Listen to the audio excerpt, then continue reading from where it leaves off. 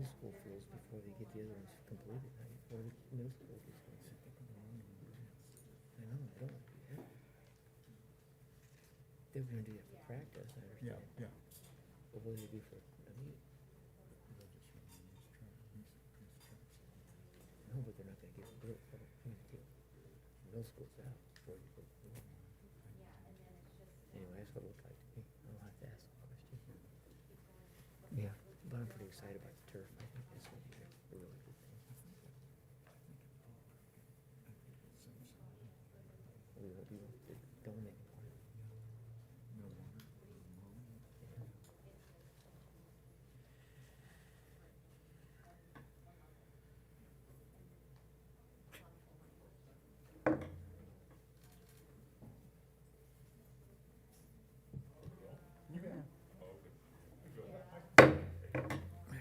I hereby call this meeting to order. Welcome, everyone, and thank you for being here, everyone. Let's see, first on the agenda is the Pledge of Allegiance, and Lexi Robinson is going to help.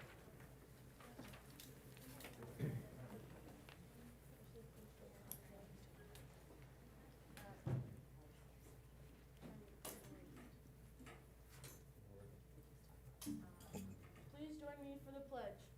I pledge allegiance to the flag of the United States of America and to the republic for which it stands, one nation, under God, indivisible, with liberty and justice for all.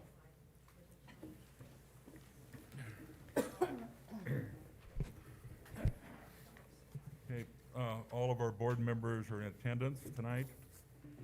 There are a couple items, addenda items that have been included, and the information is on the HR report, Pocatello High School Mascot, and the Wellness Dashboard report. And I would entertain a motion to approve the agenda with the addenda. I move that we approve the agenda with the addenda. Is there a second? A second. Okay. Any discussion? All those in favor say aye. Aye. Aye. Hearing none opposed, that motion is passed. Next on the agenda is the approval of minutes. I would, let's see, before we do that, I'm going to read the minutes. Executive session, personnel and regular board meeting on July 21st, 2020. Executive session, personnel and special meeting, the ISBA bylaw changes, that was on July 28th of this year. Executive sessions on personnel, that was July 29th of this year. Special meeting to review roadmap categories and athletic items, and that was on August 11th.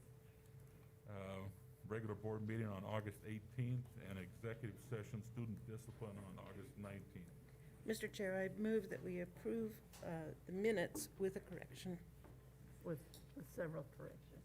Okay. Yeah, Okay, I'll second that. okay, any discussion?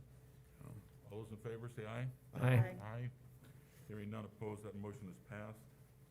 Next on the agenda is the approval of the consent agenda, which includes authorizing the payment of claims, approving the supplemental financial information, and approving the amended human resources activity. I would entertain a motion to approve the consent agenda. I move we approve the consent agenda with the addendum on the human resource activity. Okay, I'll second. great. Any discussion? All those in favor, say aye. Aye. Aye. Aye. Any opposed? Hearing none, that motion is passed. Recognitions will be rolled to the October board meeting. And then next is time for public comment for items that are not on the agenda. And I don't believe I've received any, have I? Okay, good. Moving on, next on the agenda is reports, and I will begin with our new student representatives. First on the list is Century High School. Whoever wants to come up, or do you have, are you both going to speak? Okay. That's Okay. You can both You can come both up. come up. No, come up. Main Cameron, correct? Yes. And Maybe. Tranner, oh, I can't say your last name. It's fine, don't worry about it. Tranner Gokner. There you go. I'll get it next time. At Century High School, we have many activities going on. Academically, our student body has acclimated to the new and changing school environment. We've had little, if any, mask issues. Students move in a one-way traffic pattern throughout the school, and we have staggered releases for lunch. Century High School is a resilient bunch, and so far we've adjusted to the different nature of school quite well. Our arts programs are running at full pace. They featured a teacher-produced art project from the summer that was a big hit for our student body. Our award-winning choir program has twice sung the national anthem at our home football games. And our drama department is preparing its first drama production of the school year. They're in the early stages of preparing the fall play, and they're prepared to perform in person with appropriate social distancing guidelines or through digital technologies. Century Arts programs are utilizing technology to its fullest potential, as well as our teachers and staff. Athletically, our fall sports are in full swing of competition. Our boys and girls cross country, boys and girls soccer, and volleyball teams are practicing and playing at a very high level. Our football team is also up and running, and it's a highlight for our school in that we get to see them play at our home facility. Against Bonneville High School, we executed our homecoming events as well as our senior night honoring our senior football players and cheerleaders. We won that game, so that was a big highlight for the whole school. The games so far have been widely recognized as a welcoming party atmosphere, complete with a student section in the south end zone, food truck vendors providing plenty of burgers and donuts, and fans throughout the stadium, adequately social distanced and masked. We're very appreciative to the school district for allowing us to play our varsity games at home, the beautiful facility in which we get to play, and for the creative approach of our school administration to accommodate as many people as safely possible. Thank you to all parties responsible for making that happen. Home football games have been one of the few pieces of today's events that have made us feel normal. We appreciate the efforts of the school board and district administration to do right by students in these challenging times and for providing us for a place to learn and grow. From the student body at Century High School to you, thank you. Thank you very much. Well done. Meg, yes, well done. Okay, you're excused. Well, not totally excused yet. Next up is Highland High School, Aaron Barrett.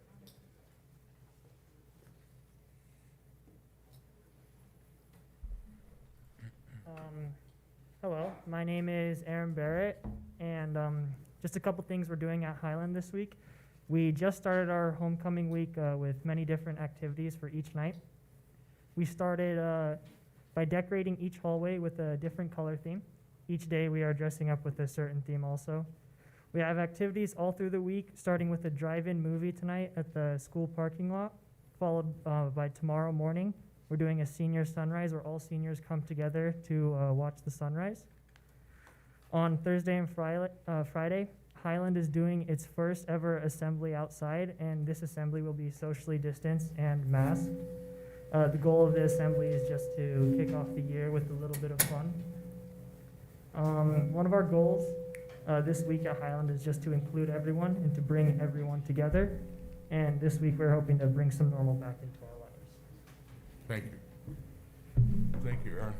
Next, Pocatello High School, we have Alexi Robinson and Olivia Hobbs. Did I say that right, Olivia?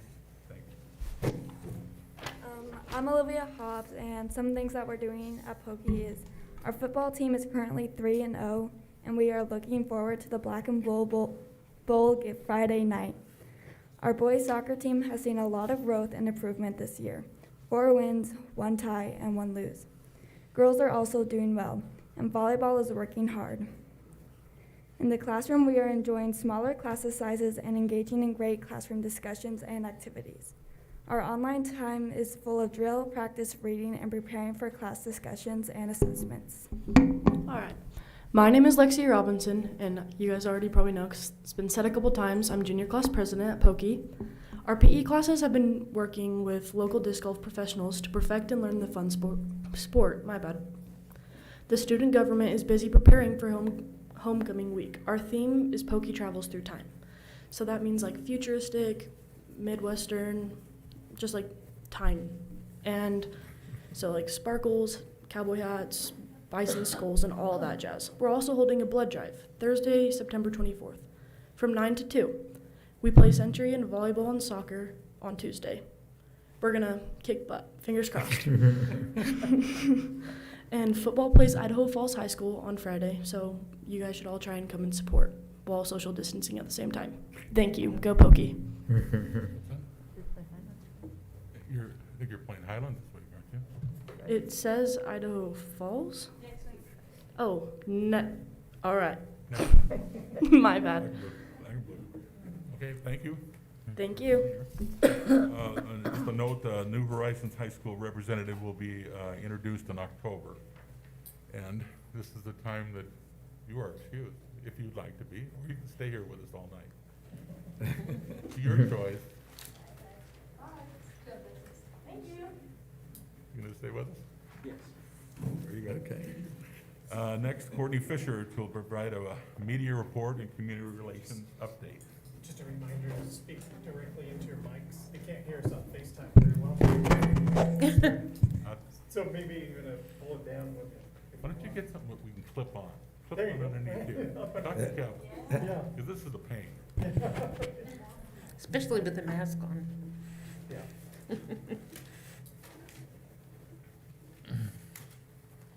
Which mic works better? Do we know? This one? It's the bad.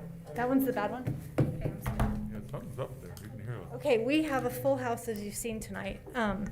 So thank you so much, Mr. Chairman, trustees, Dr. Howell, Ms. Johnson, and really thrilled to welcome our new student representatives tonight. They have been noticeably absent, so it is great to have that representation back. I'm going to keep this really short. We also just wanted to bring to your attention, we have an overflow room this evening where additional people, visitors who wanted to engage tonight in this meeting are watching live from that meeting, so welcome to them as well. Over the past month, several news stories, as you are all aware. You have had lots of reading to do in your spare time.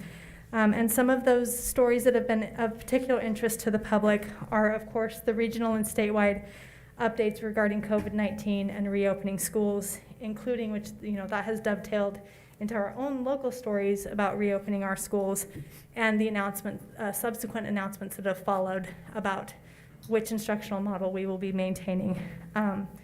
Also, the recommendation to retire the Pocatello High School Indian mascot has been in the news. As you can see, we've got lots of people here interested in that issue. And then also, just recently, and I'm sure you'll be hearing more about this evening, is Governor Little's announcement to restore the K-12 budget funding. So we're all kind of anticipating what that actually means. Wanted to bring a new report to you about live stream. We've really been trying to encourage our public to view these meetings. As you can see, we fill to capacity in this room when we have big issues rather quickly, and so really trying to drive traffic to our live streams. And so I wanted to give you a quick update about that viewership. The September 8th work session, we had 346 views of that meeting. September 4th, that special meeting, we had 1,500 views on that one. The August 18th regular meeting, that viewership went down to 273, and then August 11th, that special meeting, we had over 1,000 views. And so it's really good that we have enhanced the access to people to engage with what's happening at these really important board meetings.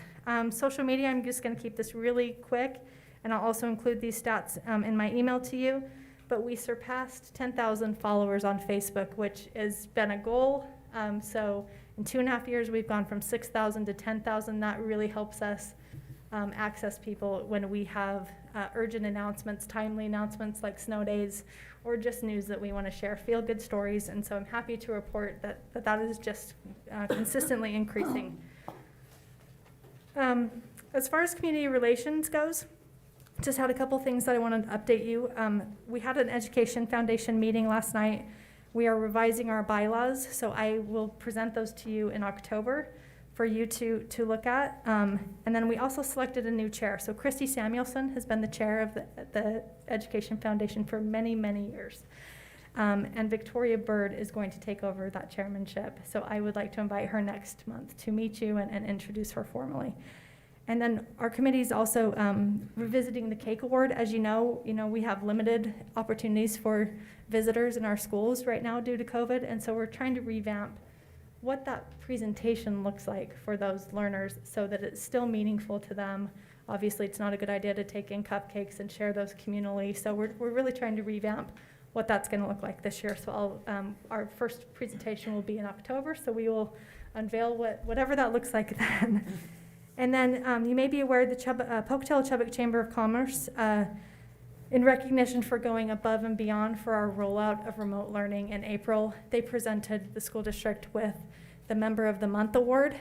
They haven't been having their all-member meetings, and so it was presented to us last Friday at the all-member luncheon. So I was very honored to accept that award on behalf of the board and on behalf of the district, and appreciate the Chamber's recognition of all the really hard and tireless efforts of the board and of our teachers and of our staff to roll out remote learning and as we continue. And then just one more thing, we are going to participate in the Idaho Food Bank's food fight, which is coming up.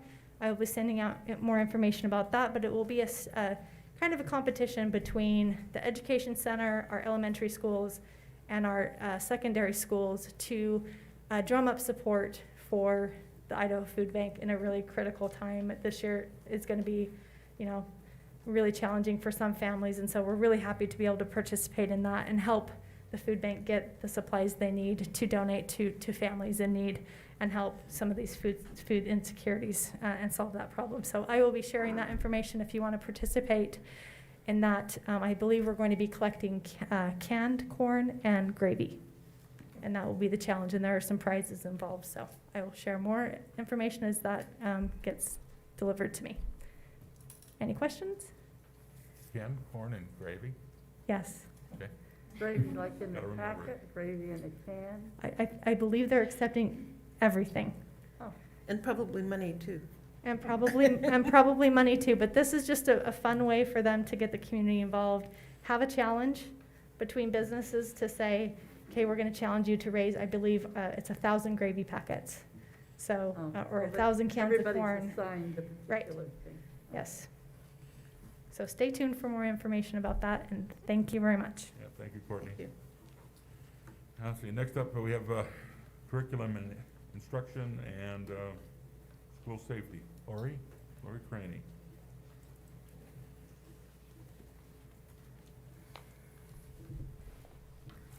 And Miss Bray's here with me Oh. for Head Start. So to start off with, we're planning on starting out the 21st Century After School program at our sites with 15 students. So we'll be doing a modified after-school program. Kelsey Case is training this week, staff. Most programs are starting on the 28th, but there are some that will be starting on the 5th. And that's due to the fact that they're having difficulty staffing their programs. So hopefully we'll be able to get people filling those positions and get them up and going. The preschool program, which is at Tindoy and services the Green Acres Tindoy area, started today, and they have 9 students enrolled in that program. So those are the updates for the after-school program. And Ms. Bray will be here to share the Head Start report. Good evening. We are almost fully enrolled, looking at our reduced enrollment of 147. We have 23 slots still open. We wanted to wait until things settled down before we filled all the slots, but we have 50 children on the wait list, so we don't anticipate any problem. Attendance, we know, is going to fluctuate this year as symptoms, whether it be cold, flu, or COVID-19, are very similar. But I can tell you from the first 5 days of school, we had 88.94% attendance. So kids and parents are very happy that the school is back open. We're still looking to fill a few staff positions. Policy Council is also preparing for the 2021 year. They are currently getting information out and recruiting parents for the next Policy Council representation. It'll be the same 2 parents per room. The Policy Council did modify their bylaws to allow voting using traditional ballot and through the Google Classroom. Measures are in place to ensure integrity of the voting process. So rest assured. New representatives officially will be seated October 15th. Then the last item is the Head Start Facilities Application Summary, which you should have before you. We are heading down the last leg of the stretch of getting a replacement facility. You will find that the program has done its due diligence, looking at all various options from existing district space, facilities in the community, building to purchasing a modular unit. The plan also incorporates additional space for potential future growth.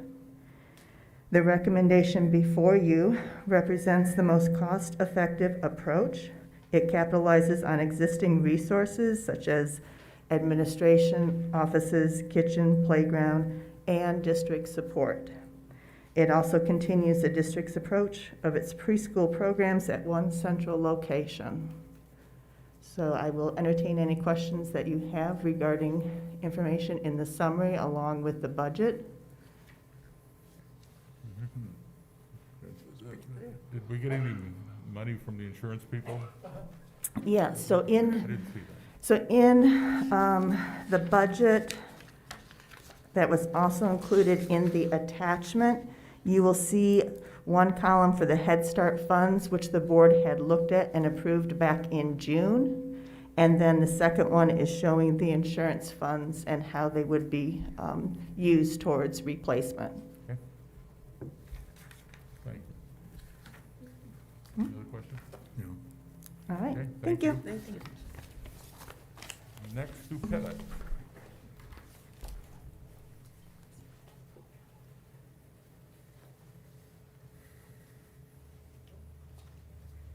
And Lisa DeLona. Hello. Okay. We were fighting with the microphones. I think it's a little hot right now, so we'll see. We're here to talk about the Pocatello High School mascot. It was introduced in the work session last week and on the board agenda tonight for possible action. And so I invited Ms. DeLonis to come up and refresh just a little bit what we're talking about, and then we'll go from there. Superintendent Helm, members of the school board, I would like to just take a minute to review the request before you. First, Pocatello High School is asking that the school board to retire the Indians' name and mascot. The Pocatello name will be kept. In this process, we want to capture and keep elements of Pocatello High School's past and Pocatello High School's tradition and fold them into a new mascot that everyone can rally behind. Second, we are asking that this request be made as soon as possible. This evening, you will hear public comment and opinions regarding whether or not to retire the Indians as a symbol and mascot. While listening to these comments and opinions, I ask that you keep one important concept in mind. As professionals, we are bound to recognize and implement the most current and relevant research in order to provide the best education and the best educational environment for our students. We don't say, in my opinion, we say, research shows. Research is a cornerstone of education. On this topic of whether or not to retire the Indians' name and mascot, the research is compelling. Native American mascots harm Native American students. In fact, they harm other students as well. From the American Psychological Association's resolution that recommends the retirement of Native American mascots. 1, they undermine the educational experiences of members of all communities, especially those who have had little or no contact with Indigenous peoples. 2, they establish an unwelcome and oftentimes hostile learning environment for American Indian students that affirms the negative images, stereotypes that are promoted in a mainstream society. 3, they undermine the ability of American Indian nations to portray accurate and respectful images of their culture, spirituality, and traditions. 4, they present stereotypical images of American Indians. 5, they are a form of discrimination against American Indian nations that can lead to negative relations between groups. This research has been conducted over decades, and the findings have not wavered. It is a scientifically researched phenomenon that indisputably shows that Native American mascots cause harm. I understand and empathize with the difficult position you are in. You are constantly tasked with making decisions that determine and guide our focus and direction as a school district. Sometimes the decisions you are asked to make warrant and require public debate and input. Sometimes the decisions you are asked to make require you to examine the facts associated with the issue. In addition to the decades worth of research, my appeal is bolstered by a formal and explicit request by the leaders of our local tribe to retire the Indians' mascot. Their request comes from a first-person experience. There is a place for public input and comments in this overall process, in the exciting steps and stages of selecting a new mascot. We have developed a list of criteria to be addressed by any student, parent, or community member wishing to propose an idea. We would accept ideas for a period of time not yet determined. All ideas that meet the criteria will be shared with the student body at Pocatello High School, and after the student body has had time to consider each idea, a vote will be conducted. The top 2 or 3 ideas will be brought before the school board for a final decision. Public input and comment absolutely makes sense for suggestions and selection of a new mascot for our great school. Pocatello High School has a rich culture of tradition that you can feel as soon as you step into the halls. That will not change, but our students, all of our students, deserve a mascot that ties into the tradition and one that truly allows their Pokie pride to flourish. Do you have any questions for myself or for Lisa regarding this at the moment? Not at this moment. Okay. All right, thank you. Thank you. Did you want to? Okay. So next on the agenda is our overnight and out-of-state camp requests. And you have a couple from one of our high schools. These trips are scheduled pending what category the traveling team and the receiving end are in for their COVID category. So if it's an elevated category, they will not be taking these trips, but they would like permission, if everything is green, to be able to go. Okay? And that's the end of mine. Good, thank you. Next, Tanya Wilkes. You? You're going to instruct us. This evening. There's a few things I need to go over. First off is the camp reconciliation report. If you look at that report, if you notice, we had quite a few camps and functions going on this summer, which we really promoted so that we could practice and utilize social distancing and getting for the mental health of our little athletes out there and moving. I know that we had a couple questions on, there was one that was kind of in the negative, and I wanted to kind of address that. It was a camp where they brought in a coach from a college level. Instead of them going to a camp, they brought the college coach in, so they paid for that camp, but then the team got charged for facility use. So that's why it was negative. They didn't want to charge that to the athletes just paid for the camp. Any other questions on that? Just I was pleasantly happy that most of those camps had no cost. Right, No cost. and very successful, very successful. That's kudos to the coaches and whoever else. Yeah, appreciate that. Mm-hmm. And then we do have one camp request with the baseball hitting facility that would be implemented throughout the winter months for athletes. And where's that at? At Highland? It's at Highland. Yeah. Okay. They have a facility down by the weight room that they do that, a hitting facility. Okay. Used to be a racquetball court. Okay. All right, I actually wasn't expecting the big audience to support me tonight, but I appreciate that. Just kidding. I had to write down my thoughts because I can ramble off. So if you'll bear with me. Good evening, school board members. First, I'd like to give some history to what has brought us here today. In 2016, an outdoor facility committee was brought together to help navigate the district's needs and support for outdoor athletic facilities. A 5-year plan was put in place to build up the high school and middle school tracks. Last year, as I entered my first year as the district athletic director, I was asked to put together another committee to discuss the final phases of the 5-year plan, spanning from 2016 to 2020. And 2020 has went out with a bang, you know that, and to begin looking toward a new 5-year plan for 2021-2025. The committee was well represented and took the first 2 meetings to examine current conditions of existing facilities review the progress made during the initial plan, reestablish our why, and ultimately delineate the overall purpose of our work. We were able to set our differences aside and come up with a list of needs in the district to support our athletes and the community.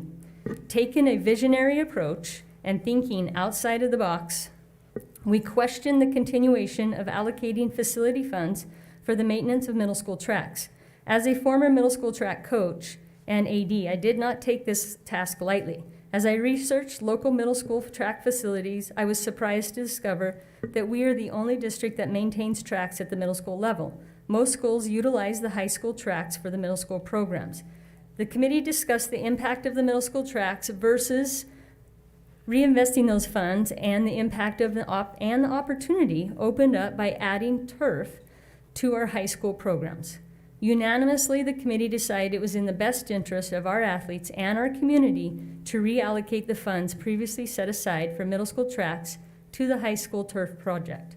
Although the committee also would like to leave the outer 2 lanes in the middle school tracks for community members to use as a walking path, this would allow us to also have 3 additional soccer fields in the district as well. It would cause that space. But COVID hit. Thus, we ended our work for 2019 with a bold, clear vision. However, they always say flexibility is important in education. The coronavirus brought with it many challenges for educators, both academically and athletically. As our student athletes experienced the loss of the participation in spring sports, teachers, coaches, administrators, parents, and community members began to better understand the impact and importance of these sports and activities on our youth. Out of necessity, perspectives and priorities had to change. In the midst of the pandemic, as district and building leaders, decisions oftentimes had to be made quickly as information was ever changing. 1 week prior to football season started, we received the phone call. Due to social gathering challenges, ISU's Holt Arena would not be available for our high school programs. The athletic directors, coaches, athletes, the community members all rallied together to identify facilities capable of holding varsity football games while meeting safety regulations. Utilizing Coke wagons as press box, tables as ticket booths, truck tailgates as broadcasting platforms, scissor lifts for game filming, we were able to host visiting teams. We creatively met challenges by ordering multiple porta potties, which were in high demand, reaching out to food vendors to provide concessions, and finally welcoming PHS to Iron Horse to utilize as their home field due to their lack of a varsity facility. Our ability to think, learn, and be more together was invaluable to achieve all of this in just a few weeks.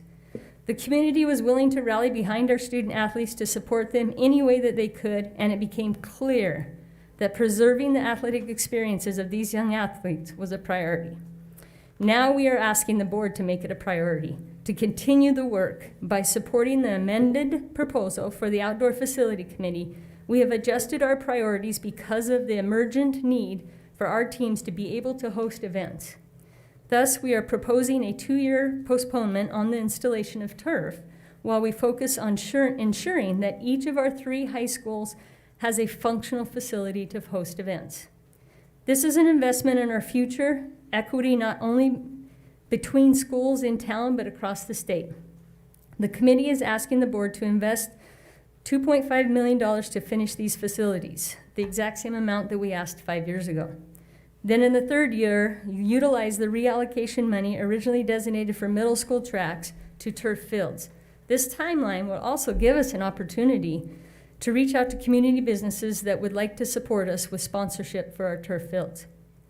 I would like to end with a quick update on our programs and following the athletic guidelines. We have been proactive since the beginning in identifying the safety procedures to keep our athletes on the field. Recently, we had several schools, recently as in 2 days, contact our ADs on our guidelines and due to their increase in COVID exposures. We have only 1 athlete that tested positive since fall season has begun. Our coaches, our athletes are wearing their masks with the goal to play as long as possible. To increase their chances of completing the season, recently we had a tournament where another team had a player test positive. 4 other teams were impacted, but not one of them was ours, because we are wearing our masks and our coaches are wearing our masks, and we're doing what we need to do. Our athletes are wearing their masks along with our coaches, and it's paid off. A majority of our fans are demonstrating their support and care about our athletes to wear masks and social distance from non-family members. We're not perfect, but we are doing whatever we can to ensure that we keep those athletes on the field. And this all stems from you. Thank you for supporting us, and thank you for our leadership. Now, if I'd like to take just a minute to go through a quick PowerPoint on the proposal, and you have this PowerPoint in your packet. But basically, back in March, we started, actually last year at this time, we started the committee, but back in March, we presented this to the board, and a week later, we went into pandemic mode. But we talked a ton about the work, where we come from and where we're hopefully sustaining. That's why we really focused on the why. So this isn't just a 5-year, we're gonna look beyond that. So as we approached our why, our role as a committee is to promote and support equitable opportunities for athletes' activities while recognizing the profound ability to build relationships, cultivate pride and purpose, and bring community together. No more than now than we need that. So possible concession buildings, our concession buildings and restrooms and so forth to finish our facilities would look a little bit different at each facility. At Highland, we need to put a press box on top of that. At Hawthorne, we need a locker room. And that locker room could be utilized for baseball and soccer and track and football. So the need is there. Then we talked about the lights. Lights at Hawthorne to finish up that field for Pocatello High School.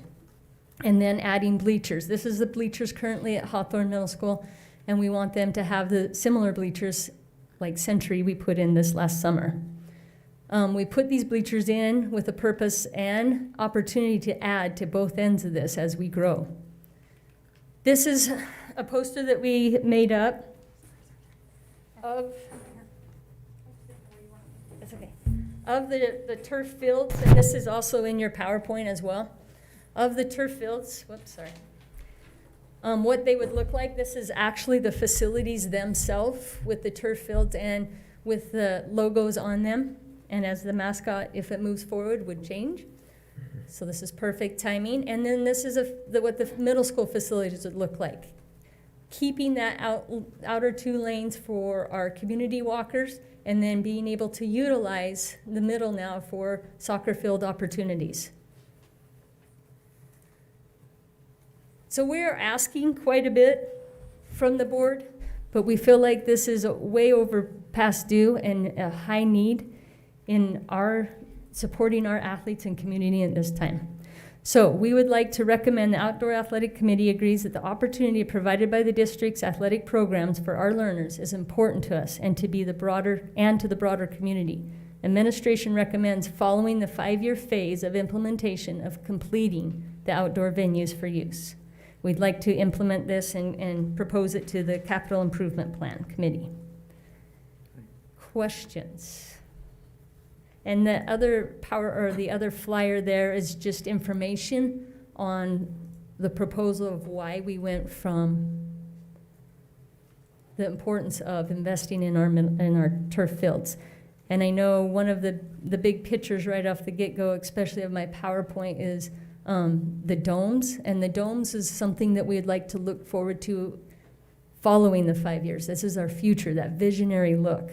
We're not going to quit in 5 years. We want to continue opportunities, and these would be field houses that would be able to erect, if you will, similar to the Twin Falls swimming pool on each one of these facilities. You know, I look back at when we talked of building Iron Horse Stadium, you know, we did that. And the lighting there, and then when we talked about putting lighting and things out at Century, and then we had this happen to us this year. And I just think that foresight is always better than hindsight and really helps us. So I think those things have worked really great for us. Yes, we always look for a silver lining, and that definitely was a silver lining. You know, And of course, we wanted restrooms and that at Iron Horse, and we didn't have the money at the time, you know, and. Correct. And so I appreciate your plan that you've come up with. And it looks like your first thing you have is about your Pocatello High School finishing their facility. Is that correct? I put it as a 2-year. I was hoping to get input from Bart and Alan on what that implementation would look like, with finishing Highland High School, press box, restrooms, concession, finishing Century High School, concessions, restrooms, so forth, and finishing Pocatello High School. It would make sense to me to do all of it at once, because if you're going to do construction, but again, I would love to leave that up to our Capital Improvement Committee. And meanwhile, they would still use Iron Horse as their home. Absolutely. Okay, well, the plan looks good to me. And if we found an angel out there that had a lot of money to spend on advertising, and they want to get it done now, we're not going to stand in their way, are we? Absolutely not. And I truly believe if they feel the board sets it as a priority and then they see us working towards that, I think it would be an easier conversation for me to get that support, because I know there's people out there that would love to support us in our vision. Okay, good. Good. Any other questions? No. Okay. It looks really good, and it's good to see that there were so many voices that were part of that plan. Good team. Thank you. Okay. Decided with. Next on the agenda is our business operations with Bart Reed.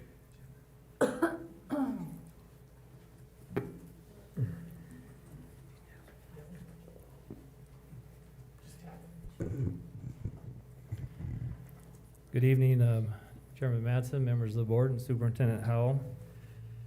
I come bearing good news, which doesn't always happen, I guess, but the Idaho General Fund Revenue Report, which is our State Department,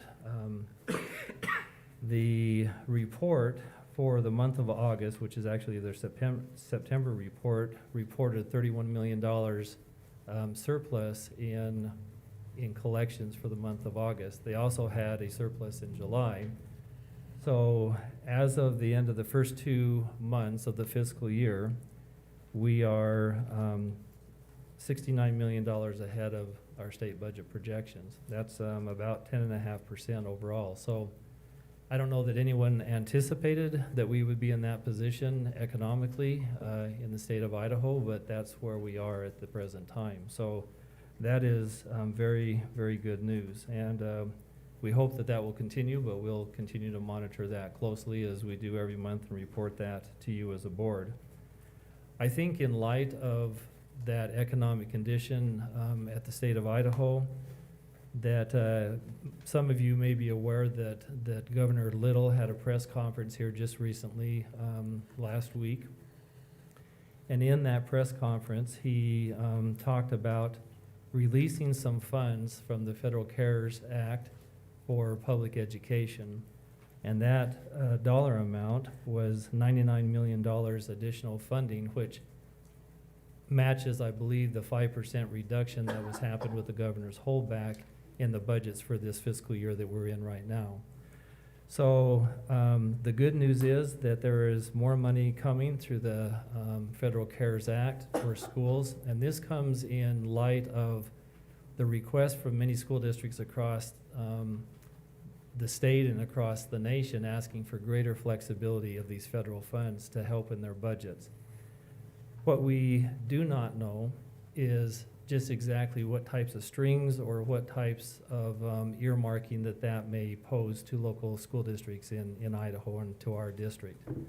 So we don't have a lot of information to share with you in relation to how we will be able to utilize those funds, but they have promised greater flexibility. Of that $99 million, our share is roughly about 3.8%, so you can do the math there. It might be about $3,750,000, which might come our way to be utilized to offset some additional costs to the budget that we made this last year.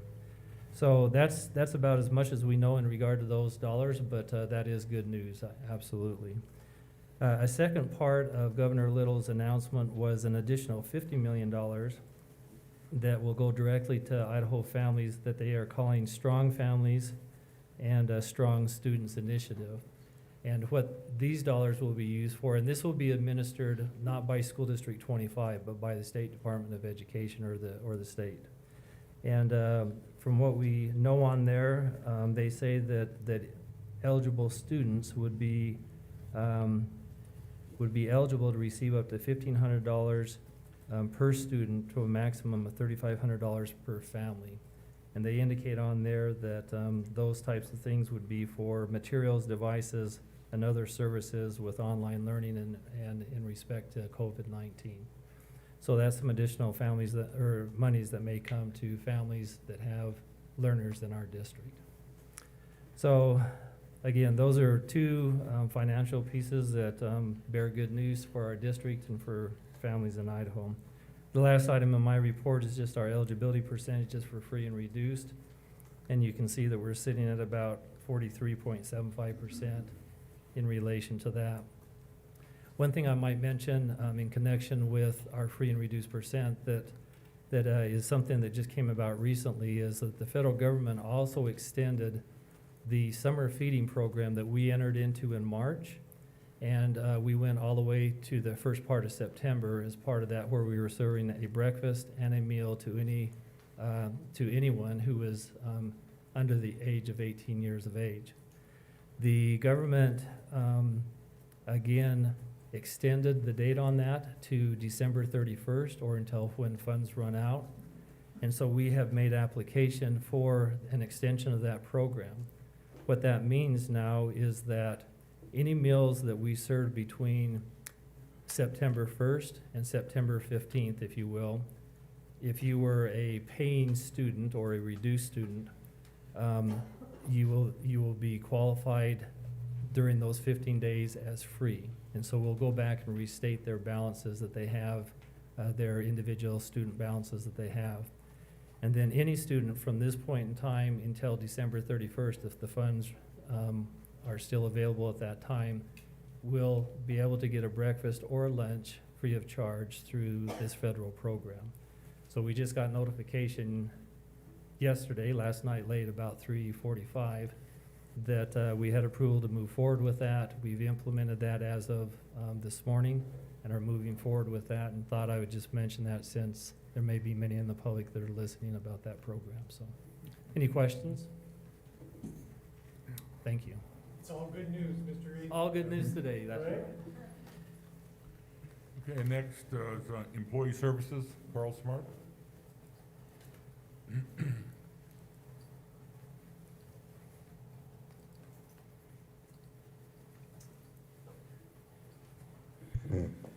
Kind of a little maze to get up here. And I have three items on my part of the agenda tonight. And, you know, unless there's some burning questions you might have about IC or Infinite Campus or that sort of thing, we'll forego that tonight. And you okay with that, Mr. Mattson? Okay. Second item of business, or no, my agenda is a student enrollment report. Excuse me. And as you compare our numbers this year to what they were last year, you can see there's a significant difference. And we had this conversation in the spring as we were trying to determine our ADA and how it might affect our units that are, of course, drive our funding, how it might be impacted. And as you can see here, there's going to be some impact. Looking at where we thought we were going to be versus where we are, there are about 516 students difference. So that is going to have an impact on our funding.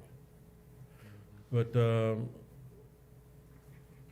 we've had this conversation as a cabinet over the last couple of weeks as we've looked at the numbers as they come in.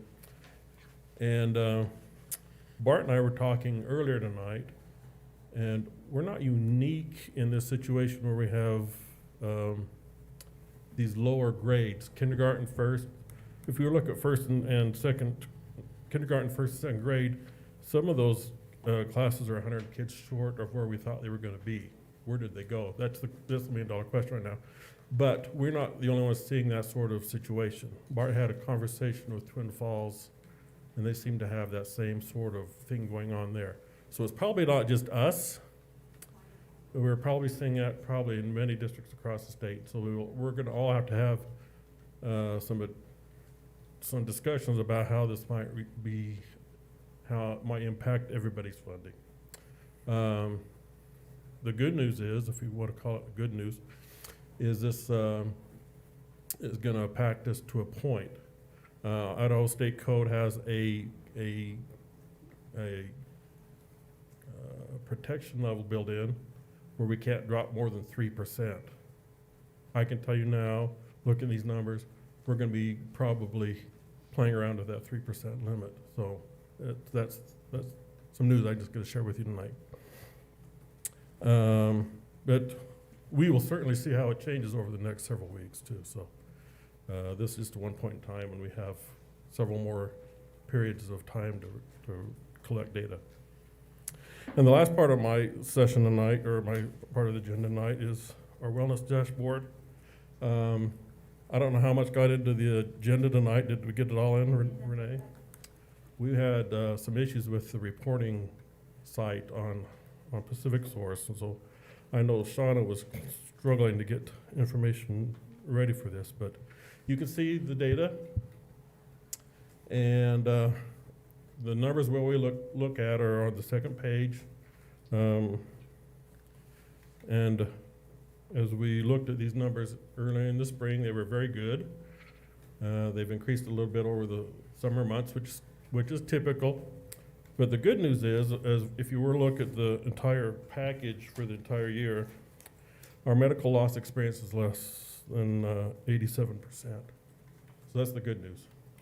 And all of our insurances are about in that same range. So they are basically on target for the year. So that's the good news. And unless you have other questions or comments on this data, I will conclude my report tonight and let the next person take over. Thank you. Your human resources report will be rolled over into the October meeting. Next up, Superintendent. Thank you, Mr. Chairman. So 2 items for you tonight, and I'll move through them quickly, is our board calendar. And you can see a couple meetings this evening. Not on the agenda, however, was just kind of a last minute ad. There's a governor's breakfast tomorrow at the Wellness Complex, which all of you had been invited, and as well as a follow-up meeting, which we just got word yesterday that the governor would like to visit Chubbuck Elementary. He just chose a random school that was semi-close to the complex, and so we'll be rolling down there about 10 o'clock. And the governor wants to just visit some classrooms and see how things are moving along to start the school year. So we're excited to host him and his delegation. Next up, you can see that you have a meeting scheduled again for Friday morning, and we will revisit the instructional models and the face-to-face hybrid or remote by way of the roadmap. And so we'll have some more discussion on Friday regarding where we're at there and have a recommendation for the board to consider. And then you can see next Wednesday, we have the Region 5 ISBA meeting. That will be held by Zoom, and I understand we'll pick it up right here and do it on the big screen. And then the 24th District Curriculum Committee, the 30th Instructional Technology Committee, executive session for personnel with action on the briefings from the personnel matter that was held earlier this month. And then October 6th, Gateway Tour. That would normally be our school visit day, and so we will take you through the Gateway, give you an overview of curricular units and the standards. And I think we have 9 to 10 there, maybe just a little longer. Is that for all of us? Yes. Okay. Yes, yep.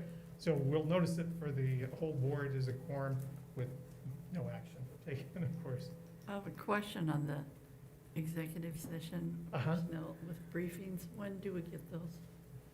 The new timeline that I sent out, let's see, originally it was 28th. Okay, so we have 2 weeks from today. 4 or 5 days Yes. to Mhm, review to those. look through it.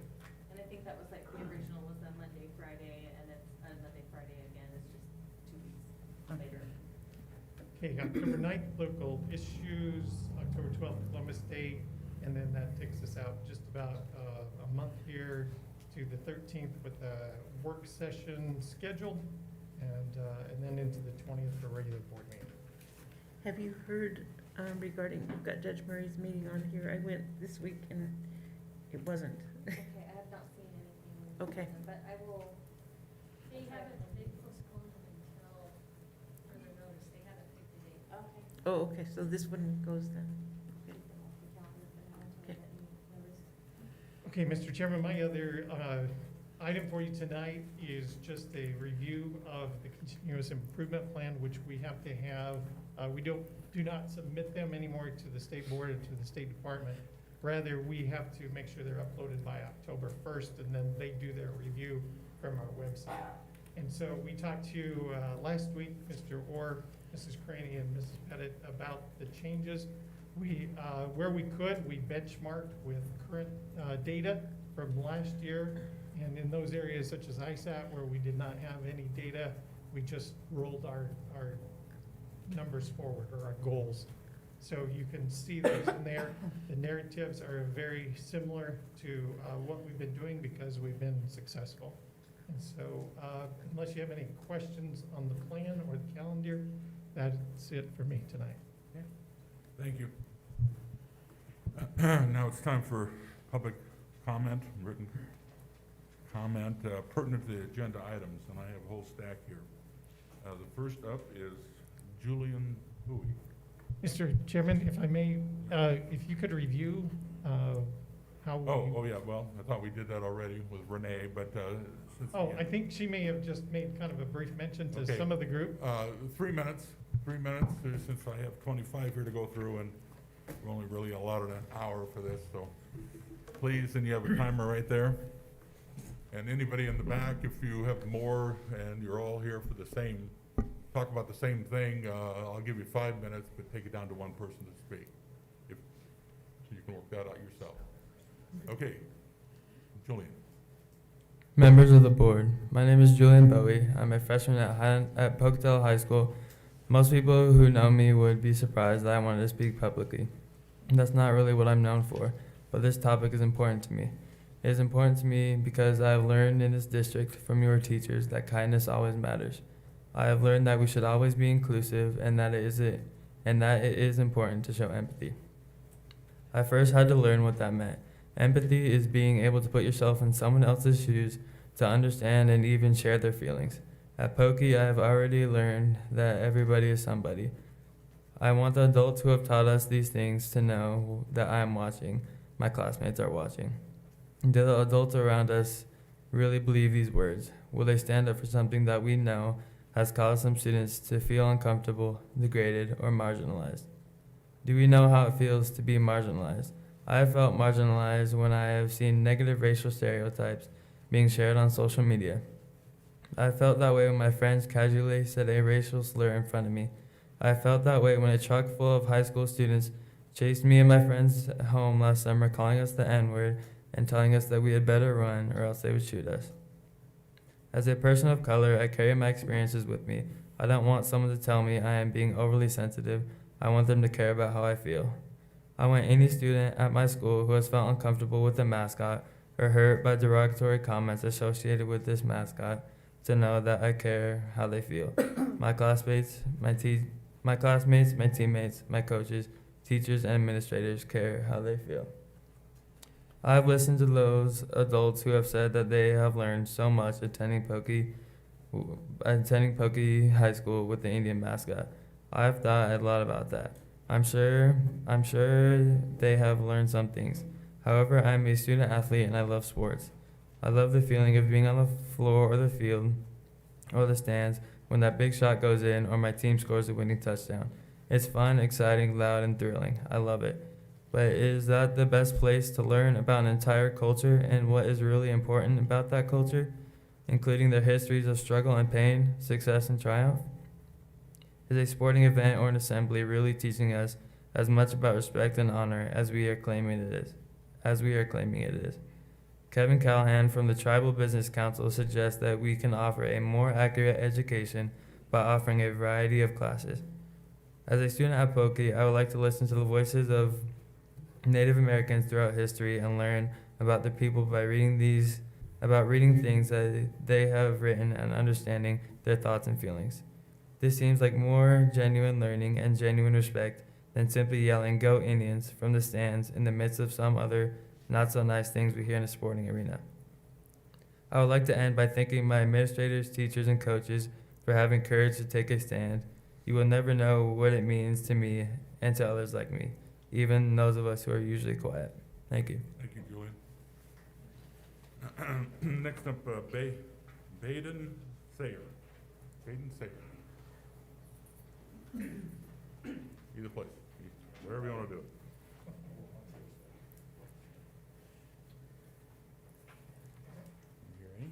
Okay, my name is Baden Sayer. I'm currently a senior for the Pocatello football team.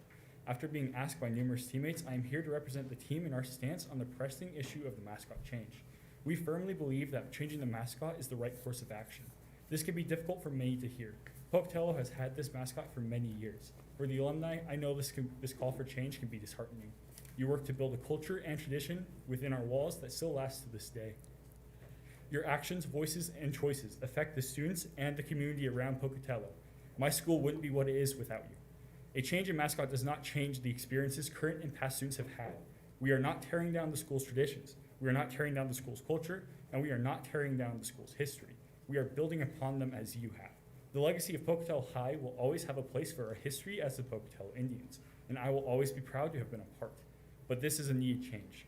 While the student body, faculty, and alumni should know that the best efforts and intentions went to being respectful and honoring the Shoshone-Bannock tribes, they should also know that sometimes the best efforts can still miss the mark.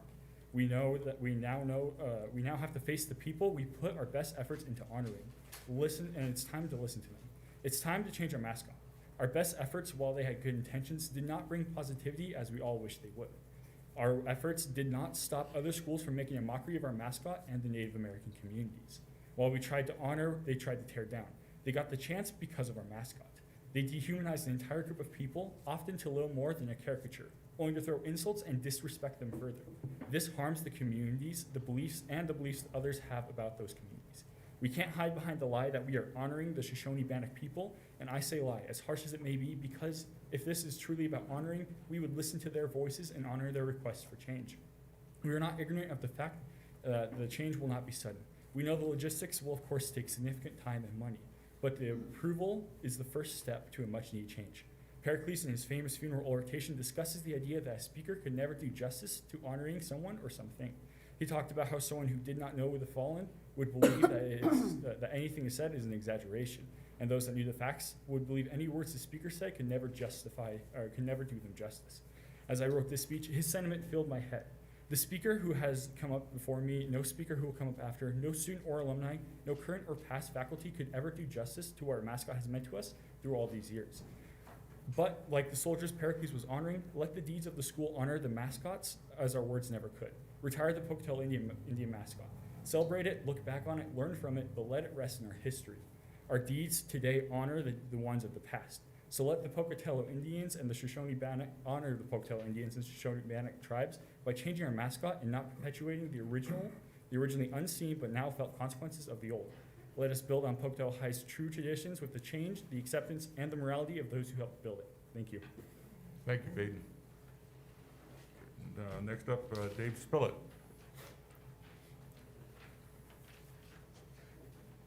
Good luck, Coach.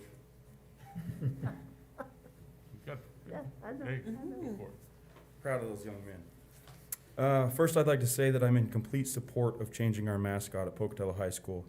I'm a graduate of Pocatello High School and the current head football coach. As I grew up in this great city of Pocatello, it was one of my favorite traditions to go and sit in the exact same seats with my gramps on Friday nights and watch the local high school teams play. I love the history of Pocatello High School. I love that it truly started our family. My grandma and grandpa were high school sweethearts at Pokey High, and he was a member of the football team in the 1940s. Being a member of the Pocatello Indians is very special to me and something that I looked forward to as a young boy. It meant that I was following in the footsteps of my hero, Deloy Tubbs, my Gramps. As a 10-year-old boy, our house was still full of Pokey pride as my sister was an Indianette, which meant she was part of traditionals, a dance that all fans looked forward to as we showed our pride and honor for our school. As time has gone on, I realized that the pride and love that I felt for our school name, the Pocatello Indians, was not shared by all of those that I assumed we were honoring. As I have listened to and read about the thoughts and feelings of many Native Americans, they explain that some of the things that they hold very sacred to them are being mocked due to Pocatello High School trying to honor them. It really touched a nerve for me. Since I have taken over as the head football coach for the Pocatello football team, I've never put the word Indians on any of our new uniforms or fan gear. It's not because I'm not proud of our school or our name. It's because my intentions to show my pride for our school is having a negative effect on those exact people we are claiming to honor. At Pocatello High, we pride ourselves on being a school where everybody is somebody. With that being said, we really shouldn't then decide which people count as everybody. As a society, we shouldn't choose what is offensive to other people. We should stop, listen, and try to understand. I realize that this is an extremely sensitive subject because of the long history of our great school and the many traditions that have been built, but just because something has happened for so many years, that doesn't make it right for it to continue happening today. It's not our place to tell others how they should feel. Recently, I was able to have a great conversation with our team regarding this topic, and I asked them to think of something that was extremely special or sacred to them or their families. I gave them some examples of things that are extremely special and sacred to me and my family. I would be devastated and hurt to know that the things that are extremely sacred to me and my family were now being mocked at activities such as high school games or assemblies with words, signs, clothing, etc. Imagine the people that you felt were mocking the most sacred parts of your life are now telling you that what they're doing is okay because it's a way to honor you. How is it honor if it's hurting those people? The time is now, and I'm extremely proud to be part of the group that is taking steps forward to do what is right and change our mascot. Although our mascot may change, our Pokey pride will live on as we remember the past traditions and move forward with the new ones. Sadly, we have so much hate in this world with racial injustice and inequality. It is my hope that as we take this small step and actually listen to those that are speaking and explaining why this needs to be changed, that we will also listen to the words spoken worldwide and start to make this world a better place for all. Thank you. Michelle Dan Hernandez.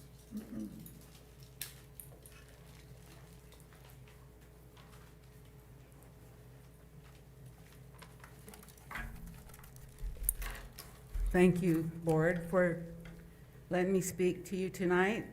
I am here on behalf of the Pocatello family.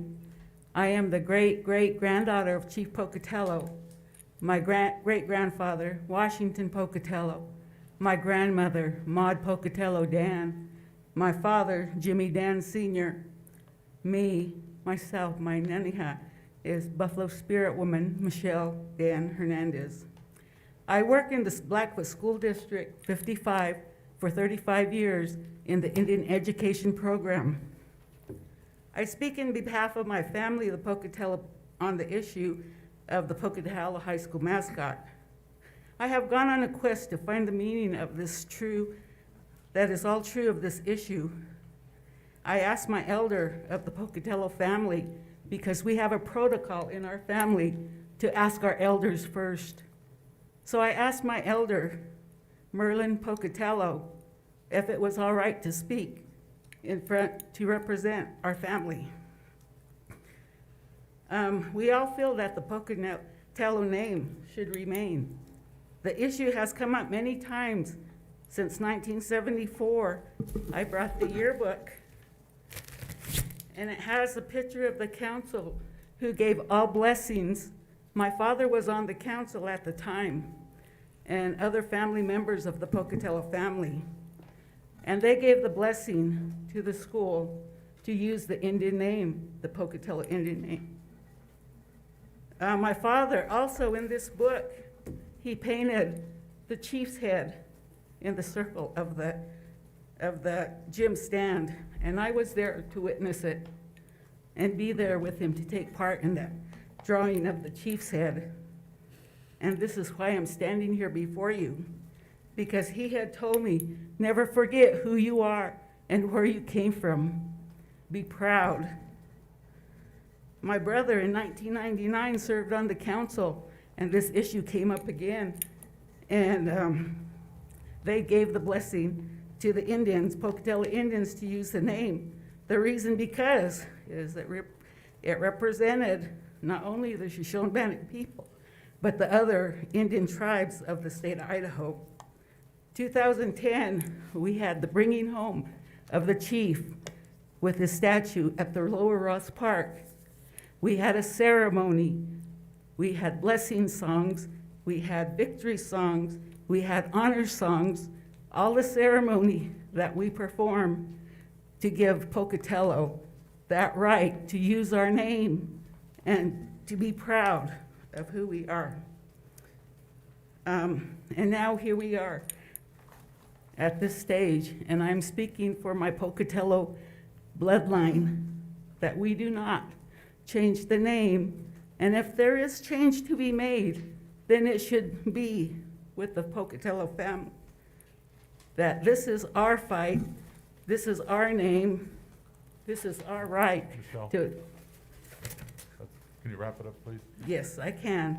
So as a proud to be an honor in this family, I just want to say thank you for letting me speak on behalf of the Pocatello family. Thank you. Next up, Clayton Armstrong. Clayton, there he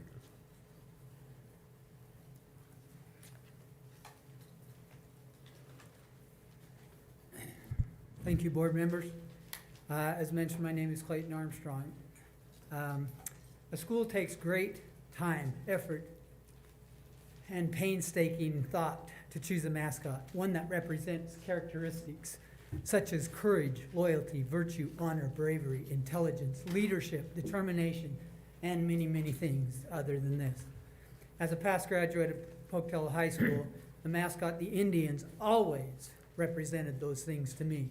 As an athlete, I was honored to put on the uniform with the logo and the symbol of the Indian on it because it made me want to be better. It made me act better, be better, and do better. It made me want to give my all. It made me want to learn more of the heritage of this area. I, in turn, taught this to my many athletes as I coached at Pocatello High School, to my teammates and to my athletes, and they always, always respected this. A school would never choose a mascot to promote anything but the above characteristics. The town and school was named after the great Chief Pocatello. The mascot was chose to honor and respect the Shoshone-Bannock tribe. It has existed for over 120 years. I don't know the history that far back, but I know a long way back.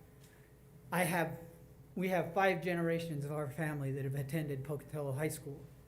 My dad graduated in 1951 and my mom in 1952. All of my siblings, all of my children, now my grandchildren are starting to attend. Why do we feel the need to change, or the community? Because all the things that are being said in the media and what's going on around in the world, if the mascot Indians was not offensive in the past and honored them, why isn't it honoring them now? If something is being done wrong in an assembly or on an athletic field, then that can be changed. But the mascot does represent the characteristics which I stated earlier. I recently saw an article about Carmelita Pocatello, who was the granddaughter of Chief Pocatello. In 1953, she ran for the homecoming queen and was voted as such by the student body. And members of the tribe actually helped make and direct the students in making their headdresses and things. I know that this is a controversial issue, but it is not a racist issue. We love and respect these people and that our community revolves around. I think that if this is that important, that the community need to have a say. This cannot simply be your choice or administrator's choice. You are elected by precincts for people to voice their opinion, not personal agendas. As are teachers and educators. They are paid for by the taxpayers. This is an issue that is much bigger because it's lasted forever. Again, in closing, I do revere the Bannock Shoshone people, and I don't think I would have had I not been a Pocatello Indian and known and looked into their rich heritage and tradition. Thank you. Yeah, thank you. Next up, Elijah Armstrong.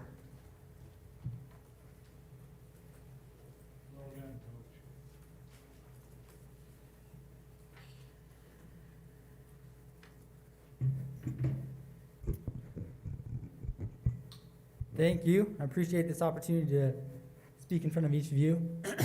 My name is Elijah Armstrong, and I am a Pocatello High School alumni. To give you a little bit of background of myself, I had the opportunity and privilege to win 13 individual state championships and lead my team to 4 team state championships. I also had the privilege to win 2 national championships and even represent Team USA in Scotland. Now, I don't tell you this to brag and boast of my accolades, but I tell you this because I had the opportunity to do all of this while representing Pocatello High School and be called a Pocatello Indian. Now, I know my ethnicity and my background isn't such, but this allowed me the opportunity to be that. And so each and every time I had the privilege and blessing to wear this jersey, I did so with honor and respect because I knew what I was representing. It wasn't just this small town kid from Pocatello High School. I had an opportunity to represent the Native Americans and everything that they stood for, which was loyalty, love, and respect. To move forward with this, I think as a board, and just to echo what my dad said, this should not be simply your decision. This is a community that has been based around the amazing traditions and history of Pocatello High School.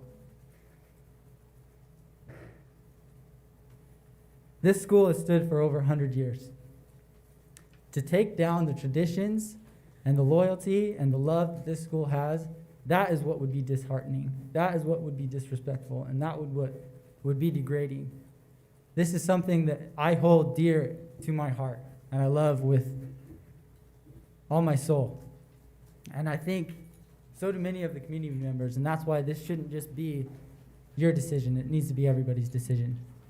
Regardless of the outcome of what happens tonight or in the future, whether or not the Indian stays the mascot, I know for a fact that me, as well as many other people, will forever be Pocatello Indians. Thank you.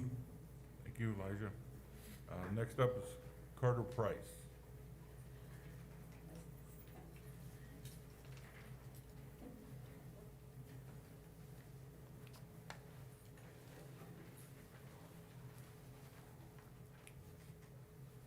Hello today. This speech will be short. Today I come before you all to keep Pokey's mascot alive. I do this to keep the 100-year-old traditions alive. I myself am a Pokey Indian, even if I bear no Native American heritage. I am a Pokey Indian. Every student and employee in the school can proudly say they are a Pokey Indian. We are our own tribe with our own traditions forged over decades. But we also proudly represent and honor all Native tribes and wish to continue honoring them. If we change the mascot now, we'd be losing 128 years of tradition. We'd lose our Pokey tribe, but most importantly, we would no longer be honoring the Native American people. Thank you. Thank you, Carter. Right, yep. Billy Johnson.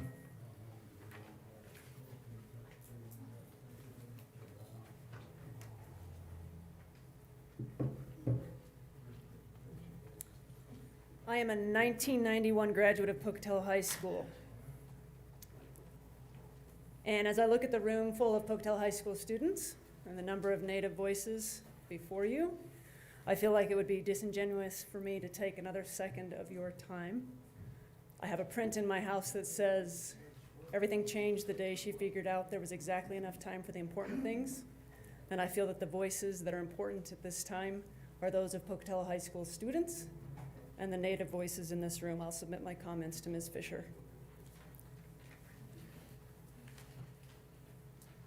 Okay. Let's see, the next is Kendra Bennerly? I can't, I'm sorry. Bennerly? Oh, there she, okay. Benally. Kendra.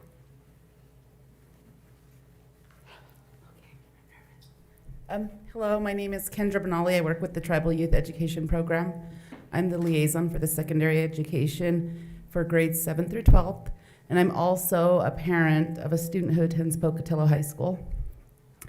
I am basically here to just support. I was a Ram, so I never really paid attention to Pokey until my daughter, she's an athlete at Pokey.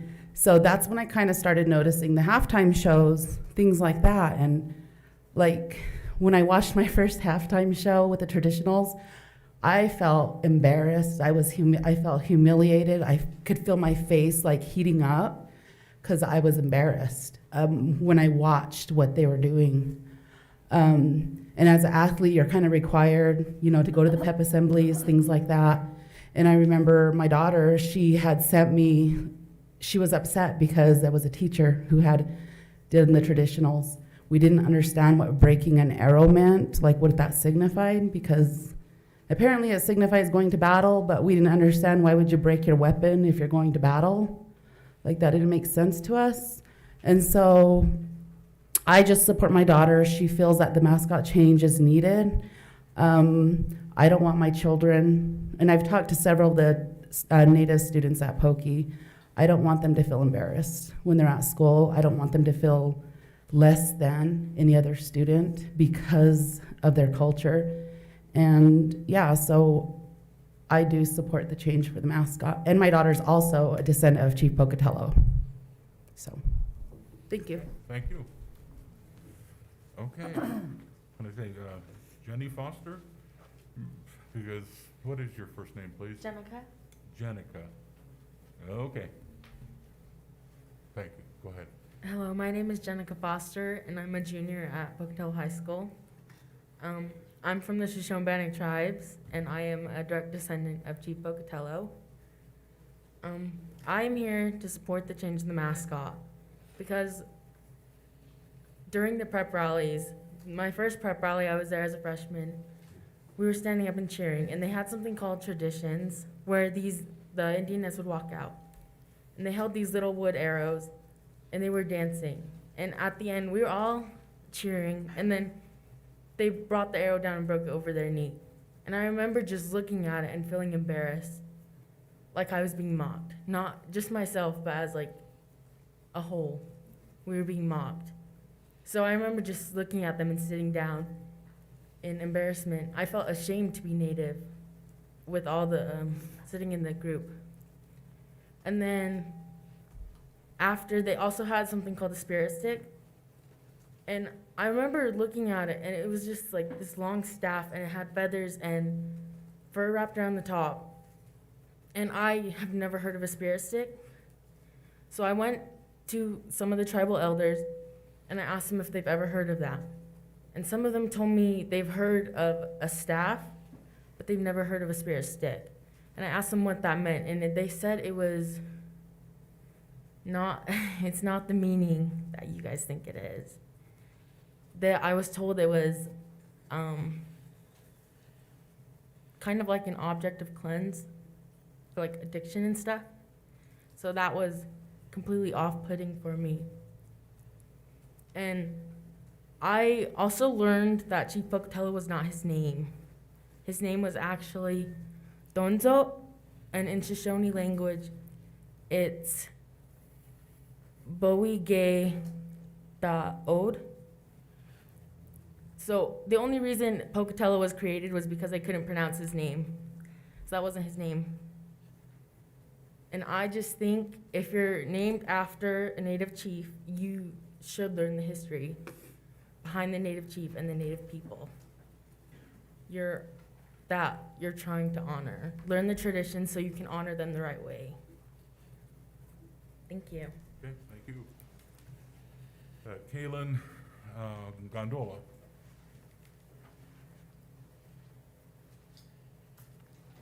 She was up here last year. Yes. Yes, you were. She was Poca's representative last year. Okay. Good evening. Holy cow, I can't even speak today. Okay. My name is Kaylin Gondola. I'm your senior class president at Pocatello High School. Today I will be speaking on the topic of retiring our mascot. As a fourth generation through Pokey, I was kind of upset to hear about it, just because, you know, you can lose tradition and some of the history. And it's kind of a hard concept to grasp. I talked to a few students at our school and asked what their opinions were and how they felt about it. One girl I had talked to supported the change and had claimed she thinks if it offends students or families in our community, it needs to be changed, which is something I can agree with, because at Pokey everybody's supposed to feel like somebody, and if you're degrading people, then you're not going to feel the same. This also follows along with what Ms. Delonis had said. She said our school motto, where everybody's somebody, means nothing if we knowingly ignore the needs and feelings of the very people we claim to represent. Another girl who was against the change had wrote, "It is a part of people's family history. They can't just switch something that has been there for so long." So yes, our school has been around for 128 years. And so after a while, things, you know, as the generations progress, it's just a mess. So as a school, we try to respect and honor our mascot as the Indians, but it's not easy for opposing schools. You know, there are hurtful things said about our mascot, which can kind of, you know, hurt I guess not the school, but people in our community. Mascots are meant to be bashed on and attacked. A culture, race, or religious group is not. I understand many are upset over the retirement, but for Pokey, changes made throughout the years have been good and for the better, so I believe this will be good for us. If we get to pick a new mascot we can rival with, the student body can be more hyped and excited to participate. Now we can't dress up as our mascot because it could be offensive. So if we were able to choose a different mascot, then we'd be able to participate more. This to me seems like a good idea, and for some it may not, but everyone's voices are heard and every opinion matters. I know this is a hard decision to make, but I feel like you guys will make the right choice. I want to help make sure that Pokey pride never dies and that everyone can feel like someone, not just at Pokey High, but in our community. Thank you. Thank you, Caleb. Next up, Addie Lynn Atkins. Did I say that correctly? Addie Lynn?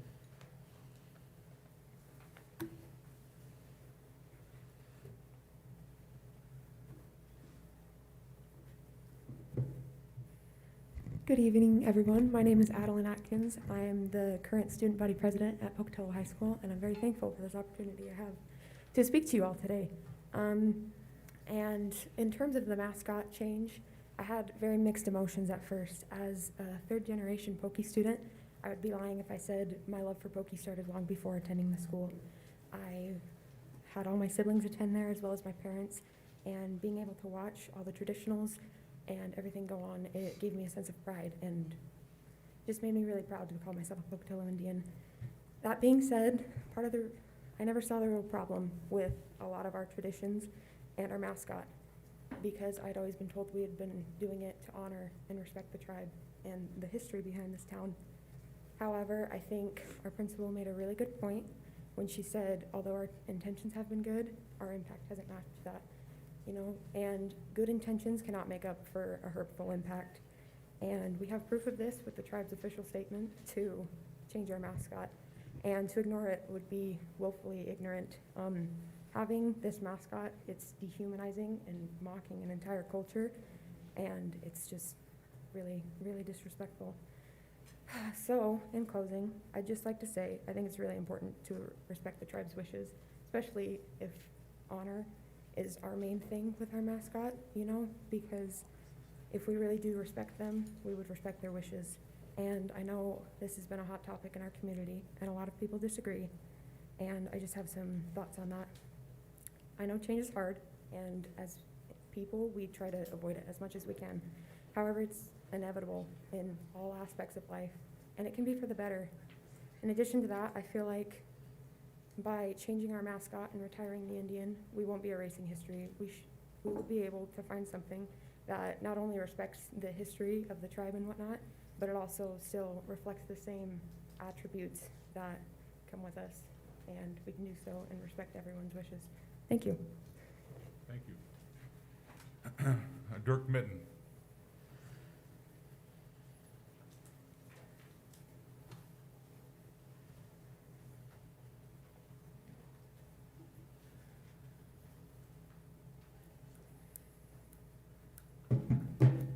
Hi, I'm Dirk Mitten, and I just want to add my thoughts. I don't pretend to know anything more than anybody else now.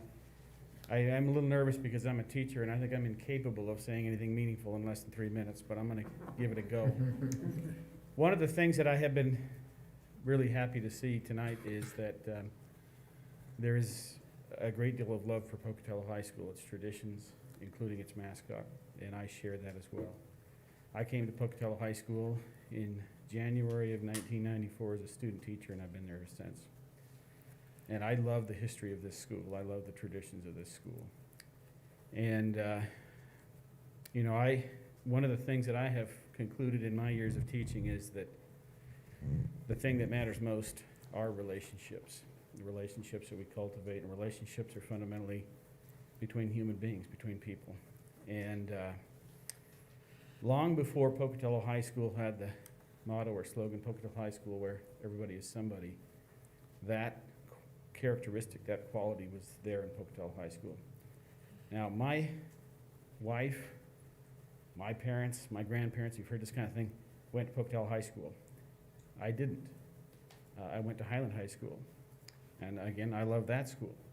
But even as a student in Highland High School, or actually even go back to my time as an Alameda Yellow Jacket, go Yellow Jackets, half of us went to Highland and half of us went to Pokey. And I loved my time at Highland, don't get me wrong. I still, their motto, right attitude means success, still motivates me. But even then, I knew that there was something special about Pocatello High School. And it was the inclusive nature of this school. And again, I don't pretend to speak for anybody but myself. And that's coming as somebody, I'm a history guy, so change for me is difficult, although I love to study the past. But I think this change is necessary, and so I speak in support of this change. There is no position that we can take, nothing that you can do that will satisfy everybody. As I've watched people's reaction to the speeches, this is going to be tough for many people, regardless of the outcome. But I guess in my own mind, and again I speak for myself, that motto means something to me. I love traditionals. One of the things I look forward to is our opening assembly and the energy. If you haven't been there, the energy in that room when the Indian has performed that dance is something to behold. But I believe in that motto, where everybody is somebody. And if that performance, if that having the Indians as our mascot is going to make people uncomfortable, if it means everybody, it means everybody. And I don't want to have a mascot that's going to make some people feel left out. Thank you. Thank you, Dirk. Carly Johnson.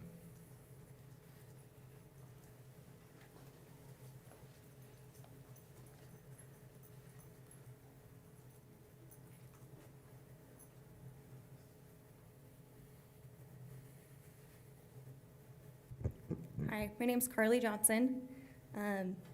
There's a lot being said with the proposed mascot change for our dear Pocatello High School. I can say that at first, many years ago, that my immediate emotional reaction to the thought of changing was very emotional. I was so angry.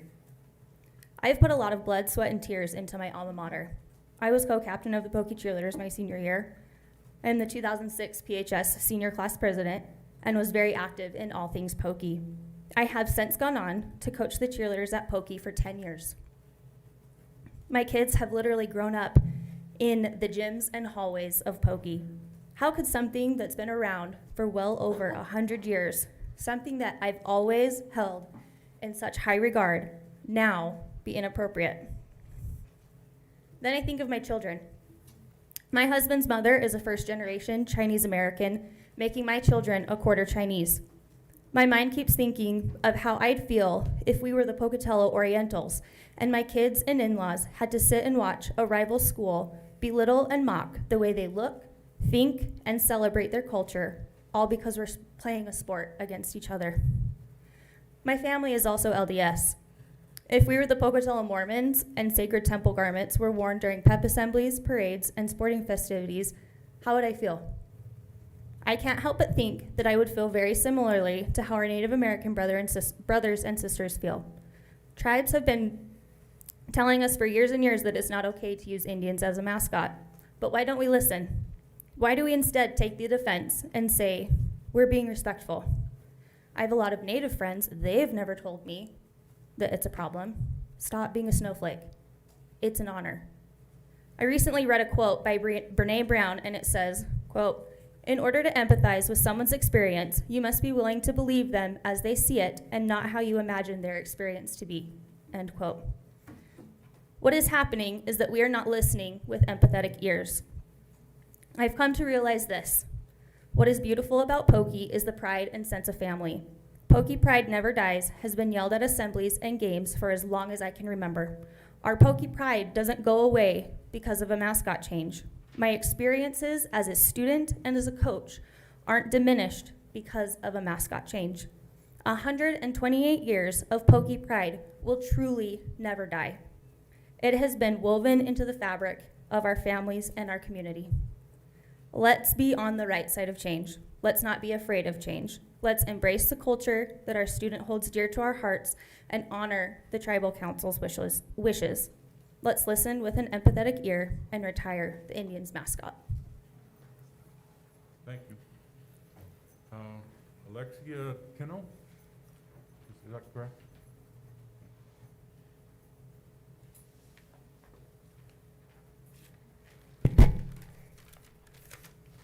Hello everybody, my name is Alexia Tino.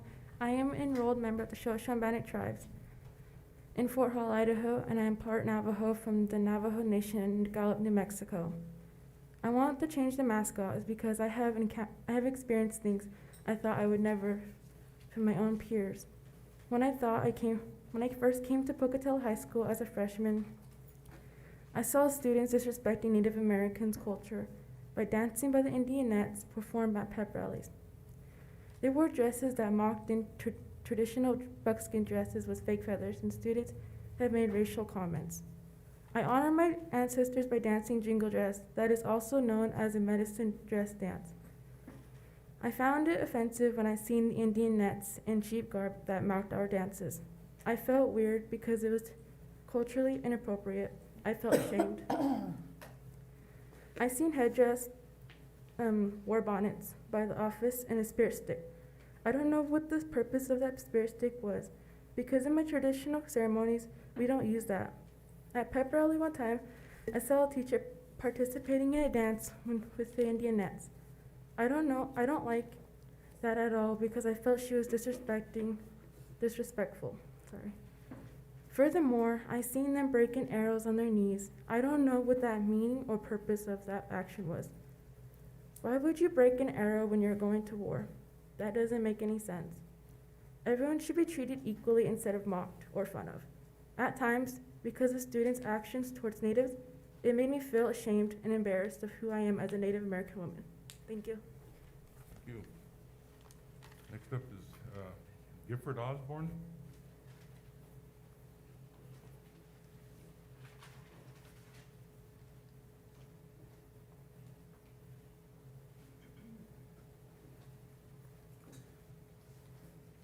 Good evening, board. Thank you for letting me speak tonight. My name is Gifford Osborne. I'm an enrolled member of the Shoshone-Bannock tribes. I'm a graduate of Highland High School here in District 25. I have also gone to school in District 55. The name change, some of the things that was brought up tonight in our way, that, we don't expect everybody to understand, especially the non-Indians. So I want everybody to understand that I'm not being racist. because today it's a big deal. So anyway, when you change things that's been around however long the school's been here for Pokey, when you change things, things don't turn out good. They're not good. When they're named that, we leave things as is. And for the people that don't know, this was actually a part of our reservation. We are standing on part of the last ceded land that the U.S. government had taken from us to give the non-Indian a place to live. So basically, we are still standing on Indian ground. The first ceded land went down towards Downey Way. So if we're changing names, are we changing like the names around Pocatello? Are we changing Gibson Jack? Are we changing Tyhee? Are we changing Tindoy? I mean, these are all our names. So even though I did not go to school at Pokey, I support the name it has now, the Pocatello Indians. Because that, to me, it reminds everybody, and it should remind everybody that this is Indian country. This is our homeland. It always has, and it always will. Not just because we live on the reservation. I know about the mockery. See, I've always had long hair. I've been born with this. I've had this all my life. People say things. So what? Them are just words. Them are just words. And as far as the mockery, what they do with the assemblies, I don't know because I didn't go to Pokey. In a way, I think it's funny because they don't know. They really don't know. Maybe they need to be educated more. But then again, you're not going to get a lot of our people to tell you specific things. So again, I know about the injustice that we've had. I myself, just as the young gentleman talked about his accomplishments in high school, I played sports. I went from starting basketball. Yeah, we all make a few mistakes. We all make a few mistakes on the court, but by the end of the season, I was at the end of the bench, but I did not quit. I played football. I did not quit. My sport was high school rodeo. Yeah, it is a national high school sport, but yet we don't get recognized. Okay, just one second. Just to add to that, I'm the only Indian to ever win this 2 titles, and it kind of hurts me and my daughter because she goes to Highland. That all these other athletes that are put up on the pedestal, all district, all conference, all state champion teams, but there were 4 of us with 5 individuals, 5 state titles from one school. We never got put up. We asked nothing from the schools. Never have asked anything from the schools. Yep. But yet we used the school name. It's time. But I would like to say, I'm against the name change of the Pocatello Indians. Thank you. Thank you. Next up is Ann Koski.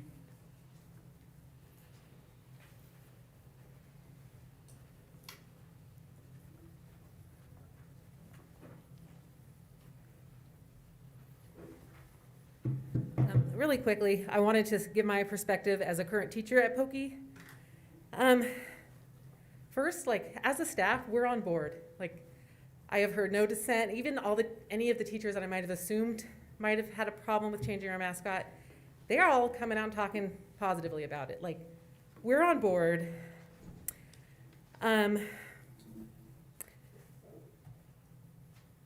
Secondly, my sophomores are doing great. I'm proud of them speaking their minds and discussing this issue. We've been talking about it in third period especially. They may not all want the change, but they're mostly understanding of the need. And right now my students seem mainly concerned about what the new mascot would be. So I ask the board to let us move forward. Thank you. Thank you. Sunny Evans.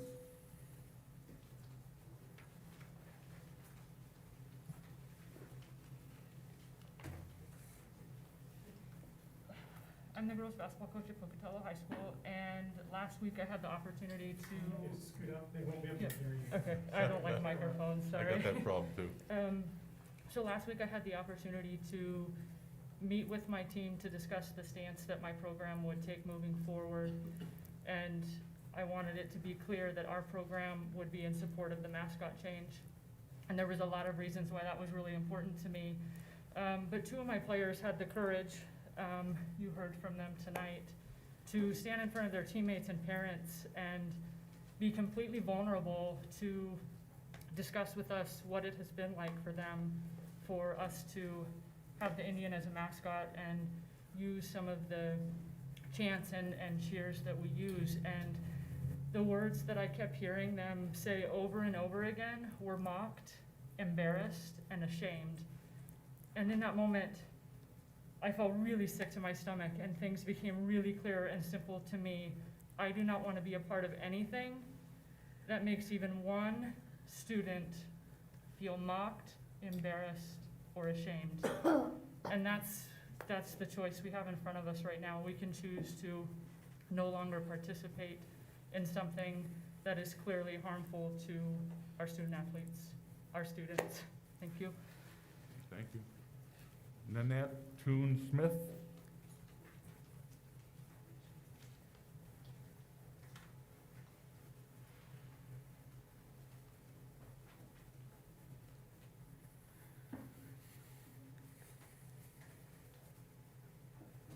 Good evening, board members.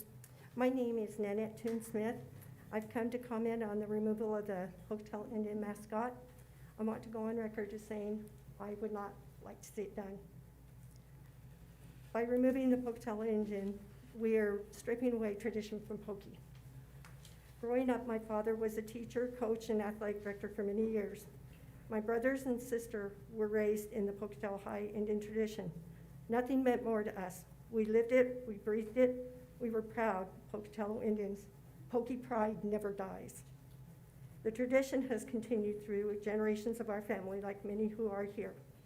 This is a no-win situation, and unfortunately, there's going to be division. But I ask you not to go through with this, and I disagree with the way it was handled from the very beginning with the members, the graduating classes, and public not being able to have a say. Thank you. Luida Benally? Benally? Luida?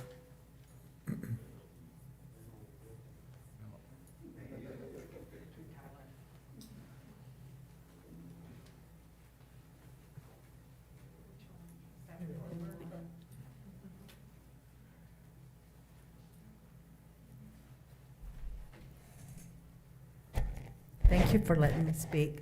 I'm a grandmother of 4 granddaughters that have attended Pokey High and one that's graduated from there already.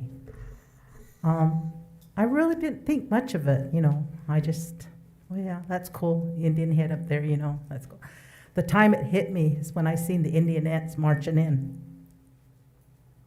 I just felt this. I went to the concession stand and I came back, and as I entered, they must have been just entering with their little routine or whatever it was. And I felt shame and embarrassed, and it just creeped up my back. And I just felt, I just kind of looked at the audience, like, looked for my the little Indian parents that were there and stuff, and I wonder what they felt. And they were just all sitting there like they didn't quite know how to take it either. That's when it hit me. I go, there's something wrong with this if I'm going to feel this. There's something terribly wrong with the way they're portraying us. You know, the music was like the black and white movie days when they came in encampment to the Indian village, that Indian sound and everything. It was just, it just didn't feel right. They weren't representing us well. And I don't want to say nothing against the young kids that were out there. And, you know, they were, every young girl wants to be a drill team, you know, on the drill team, you know. But this feeling shouldn't make an Indian feel that way. And I asked my grandchildren, I says, how do you feel? And they go, ah. And one just laughed about it, and the other one just, she says, I don't like it. She goes, it makes me feel funny. And then I go, well, I says, they don't represent us well, because I don't see no plaque about all the history that Mrs. Dan and Mr. Osborne talked about. I don't see it displayed out there. When you walk along and you see all the trophies and stuff, but I don't see nothing written. I don't see a plaque about the history up there. I don't see none of that. And I guess if you'd ask a student about their school and where it originated from, I wonder how many could answer, you know, or the history behind it. And it really opens up to being called down when they have opponents like Highland and stuff. They can be pretty cruel. Kids can be pretty cruel in how they do it. You know, so it opens that up too. And I just am for a change. I think change is good. So thank you for letting me speak. Thank you. Pat Weber.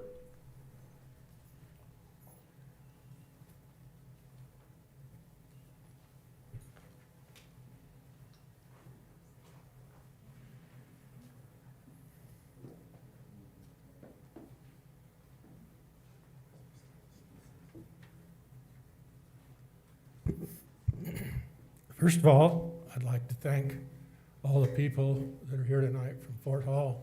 Your participation is good, and I mean that. I hope I don't say anything to offend you.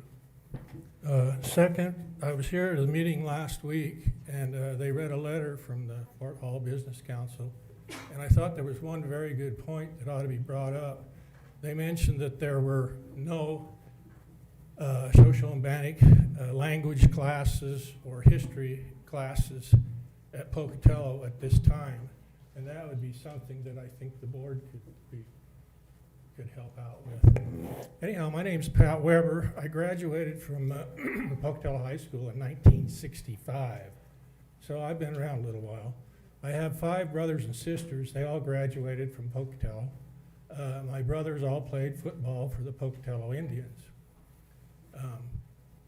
In 1965, we had an Indian mascot, Oski Ow, and she was a pretty young girl, and her costume was a white, tanned, deerskin beaded dress that had been beaded by the Fort Hall women, and it was presented to her by the tribe along with a headdress. And in the years I was there, she never disrespected that costume, and I think she felt that it was an honor to have it.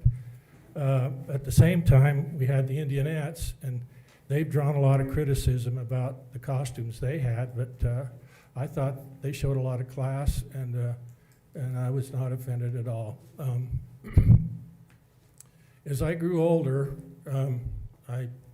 life changed, and I picked up some other things, and one of them was team roping. And at the time, there were a lot of Indians at Fort Hall that were roping, and they accepted me, and they taught me a lot. And I went to a lot of ropings where I would rope with them or against them, white teams, white Indian teams, whatever. And it was quite an experience. And I just have to mention one little thing. One time I drew a team member back in the box, and I was always kind of slow. And we went out and roped the steer, and I didn't rope him very fast. And boy, did he chew me out. He says, "You got to get rid of that rope." And that guy's sitting right back there with the cowboy hat on. But anyhow, that was then. There are several little incidents that's happened in the last week that affect this a little bit.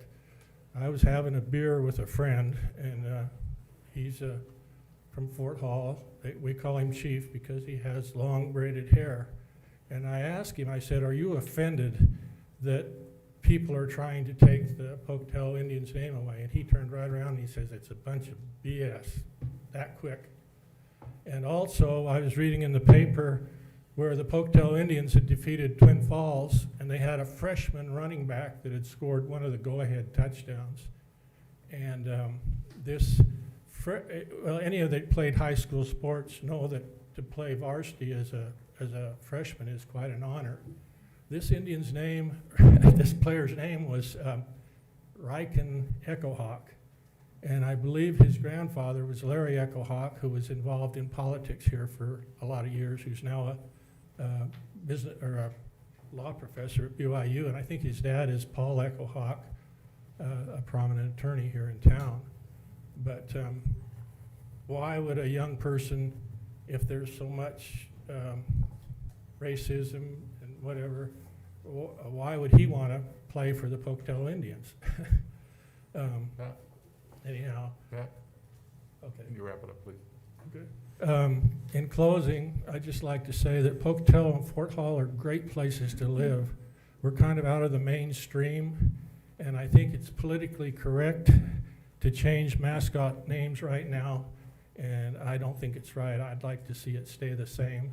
And if they want it, the public wants it, let them come and take it. Thank you. Thank you. Diana Yupi? Yup, okay.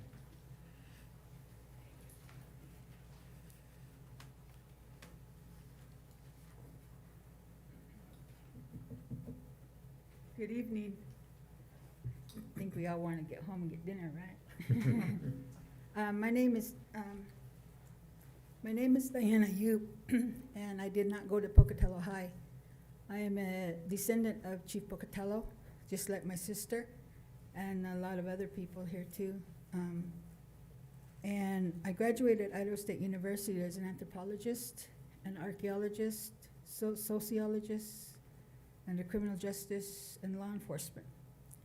And I say that because it gives credibility of things that I want to say here.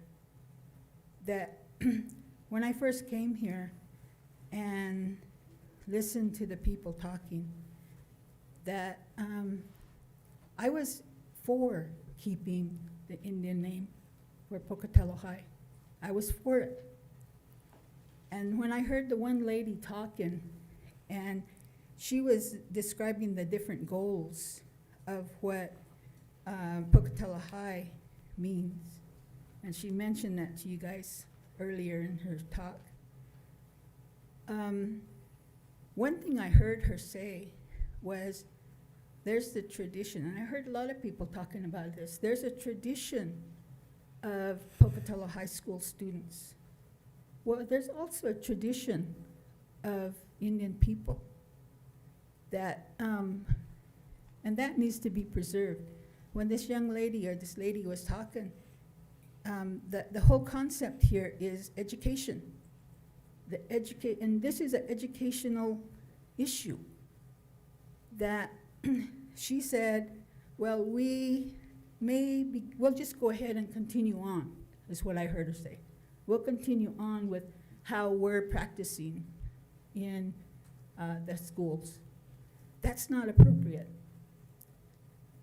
Pocatello has a tradition, and like what Gifford is saying, this is our land. There's a big history. That's what we should be taught in the schools, the history of our people. We live, less than 20 miles from here in Pocatello, from Pocatello and Chubbuck. This was our land. I got 36 seconds. But if you guys are going to make this decision, when you make this decision about keeping the mascot, if you keep it, add the education. Add something in the schools that would say who we are as tribal people, what our history is, what our land is, and people respect who we are. Last few, 4 seconds. Okay, the one thing that really irritated me when I was growing up, I grew up in the 50s and 60s, racism, prejudice, the whole works. I don't think the word Indian is a racial issue. But what bothered me is when I went to the parades and saw the Indianettes dancing around, disrespecting me as a tribal person and now a tribal elder, that bouncing around with war bonnets. That's not our way. Educating those young ladies what the importance of those war bonnets is really important. But thank you, and it's time to go home, eat. Okay. Okay. Luan Tyler? 3 minutes. Yeah, right.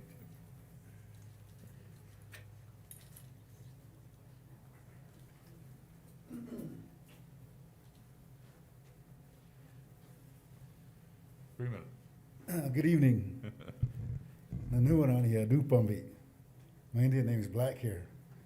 But I'm come from the descendants from the Agaidika Nation, Lemhi people from up there, Chief Tindoy, and from down Nevada, and Arnold Ballard, Bannocks, and I got a Bannock mother on Weiser and Boise. But I grew up and I was born in St. Anthony Hospital, Pocatello. I attended schools at Tahi, Hawthorne, a little bit of Highland, Blackfoot, Intermountain. My niece went to, she went to play basketball at Highland. They wouldn't let her play due to certain situations. Her name was, I don't want to mention her name, but she went to Pokey High School, got to start. 3 other girls got to start. But they all ended up going to show band, won state. They all got together. But my issue is the mockery part. Pocatello could stay the same. Pocatello, the city should always stay the same. Bannock County should stay the same. But the mockery part of what was mentioned, things like that. You know, that's the kind of mockery. Kansas City Chiefs do that, and others do that. And that's the part where the education needs to be. But I think it's time for healing. Looking at that, I was looking at the wall in here. Think, learn, and be more together. So we're in a time of a healing. We're a time of atrocities. We felt that. Our people still remember. It breaks my heart. You can see these mountains up here, looking out to the window. There's our ceded lands, was mentioned, all the way over there. And it still breaks my heart that things. I worked here in Pocatello, lived here, and worked for the Forest Service. And I'm a graduate of Idaho State University, and I'm on a tribal council. Now, I've been on a tribal council since 2005. And I'm seeing, watching all this, looking at the changes and the decades. And I know Paul Vitale since I was a little guy. He used to work at the Bureau of Indian Affairs. But all these things that took place, the decades of decades, how Pocatello became Pocatello, a city, a railroad town, how our dwindled our reservation from 1.8 million acres to 1.2, and now it was a railroad town, a gate city. So all these things, it just got smaller and smaller, and Idaho became a state, and then Pocatello became a city. And now we're here, and now we're over there pushed. And we have a little small reservation left, to me, even still beautiful. This land is still dear to us. A lot of people came from Boise Valley, Gibson Jack Creek up here. That was Gibson Jack Creek was named after one of the chiefs. All these other areas. And then Chief Tundoy, a little school over here, named after our great-grandfather. Me and this lady, Roseanne, others, just like Pocatello, a lot of people are related to the chiefs from way in the back in the days of past. So right now, I would like to, if you're going to keep the name, stop the mockery. Stop, learn how to do it. But if you're going to change it, that'll be even better. It'll bring a healing to America, bring a healing to southeastern Idaho. Find a good name. Maybe somebody mentioned Pocatello Pride, because there'll be the female lions bring birth, just like the women bring birth to the men. They should be the ones that be allowed to choose who the warriors are, to go to battle or however to go win. Same way with the lions. The pride, so the lions could be part of them. So that's what I would recommend. I had more to say. I wrote it down, so I have to speak from here. Thank you. Thank you. The last one is Lad and Edmo.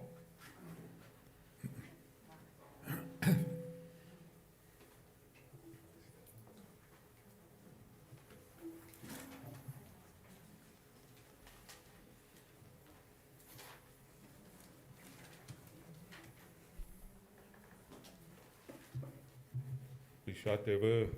Good evening. Dami Nayona Nanano Apika Bisha. We will all talk to each other and feel good about it. Thank you, Honorable School Board. I just wanted to read some phrases that we had of the history in school, and I heard discussion about 100 years, and as stated earlier, 100 years is not that long when you look at the culture and the history of the Shoshone-Bannock tribes, and the Shoshone Nation has been here for centuries. And so that's one thing that we take pride in because we are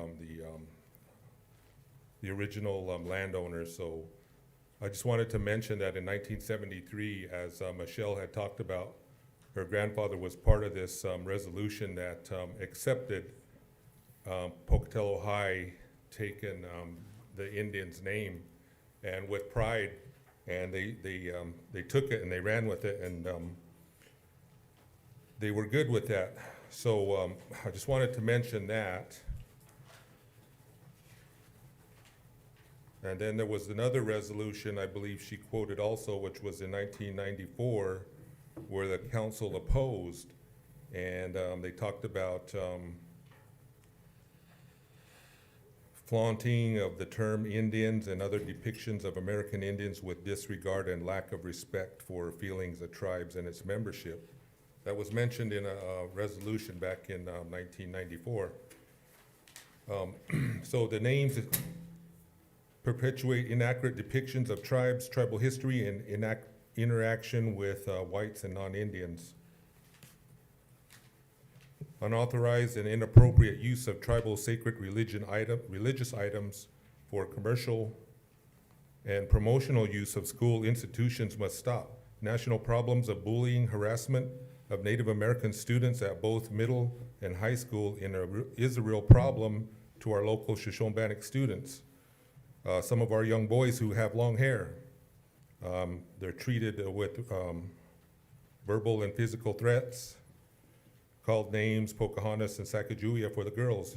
Tribes urge school districts to avoid degradation of race relations between the local off-reservation communities, but instead Shoshone-Bannock people encourage communication, educational opportunities. That's one of the big things that I want to advocate for, is the educational aspect of it. Is the tribes believe that this policy change can provide an educational and learning opportunity for the Idaho citizens to better understand and value a diverse citizenship and cultures. Thank you.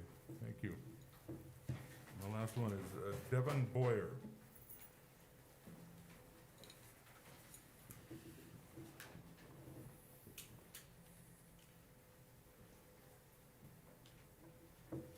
Thank you for having me today, this evening. I do have a long page, but I'm just going to skip to what's really pertinent this evening. The school district, we specifically want the school district to be responsible and to consult with Shoshone-Bannock tribes. We have not had that active conversation for years. We would like that to re-engage for our educational needs and develop solutions to ensure that our children are receiving adequate education in a safe environment, including tribal history, tribal government, which is an integral part of our public school curriculum. Now, I represent Shoshone-Bannock tribes as the chairman of the Fort Hall Business Council. That doesn't mean that everyone agrees with what we're asking, because the rest of this statement asks for change of the mascot. So I think what's more important, though, is I listen to all these folks, and I agree with every one of them. I really, truly do. But safety of our children, due to the things that do happen, is most important. That's not just Shoshone-Bannock children, that's all children, wherever they are. That's the real thing here. So you have a very difficult, sensitive choice to be made in the near future. And I hope to God that the Creator blesses you in a good way, in a good manner to make proper decisions from now on and into the future. Because that decision will affect every one of us in that future. But again, after hearing everyone, I totally agree with each and every one of your statements. Because I've never heard that before. I've always heard you can't graduate Indian because you got a feather in your cap. That's what I've always heard. And all the other things. So I just wanted to pass that on to you today. I can leave the statement or send it electronically first thing in the morning if you'd like. But it is to change the mascot part. I hope that everyone understands that all we want is perfect healing for our children. That means all children, because the safety of it is very important. We can see all the destruction going on in the world today, and we don't want none of that. We want good things with respect to all, and to all of Pocatello High's history. Thank you. Thank you. Okay, thanks to all of you for speaking to us tonight. 26. Okay. Are we ready? Action item? And now we'll move to the action items. The first item of business is to approve the submission of the Head Start facilities application. Is there a motion? I move we approve the Head Start facilities application. Any discussion? All those in favor, say aye. Aye. Hearing all in the positive, that motion is passed. The next item of business is to consider retiring the Pocatello High School Indians mascot and adopt a timeline for replacement. Is there a motion? I hereby move that the board retire the Pocatello High School Indians mascot and adopt a timeline for replacement as presented. Is there a second? Is there a second? No. No second. Okay? Can we have a discussion? Yes, we can move to the discussion, sure. I don't think that, I think eventually we're gonna have to change the mascot. I don't think that's gonna go away ever, and I think we're gonna have to do that, and I think maybe it's the right time to do it, but I don't know that tonight is the right time to change it. I would like to propose that maybe we make a proposal to retire the mascot effective as June 1st, so that the kids that are in high school this year can graduate with, they're already in school, they're already playing football, they're already playing volleyball, whatever they're doing running cross country. As an Indian, let them finish out their year as Indians and graduate as Indians. And in the meantime, put forth a timeline of coming up with a new mascot, letting us have public input, and I like what has been presented as an outline to come up with a name, but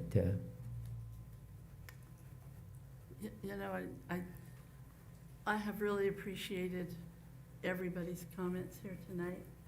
I think that it's been very touching to me. And I think that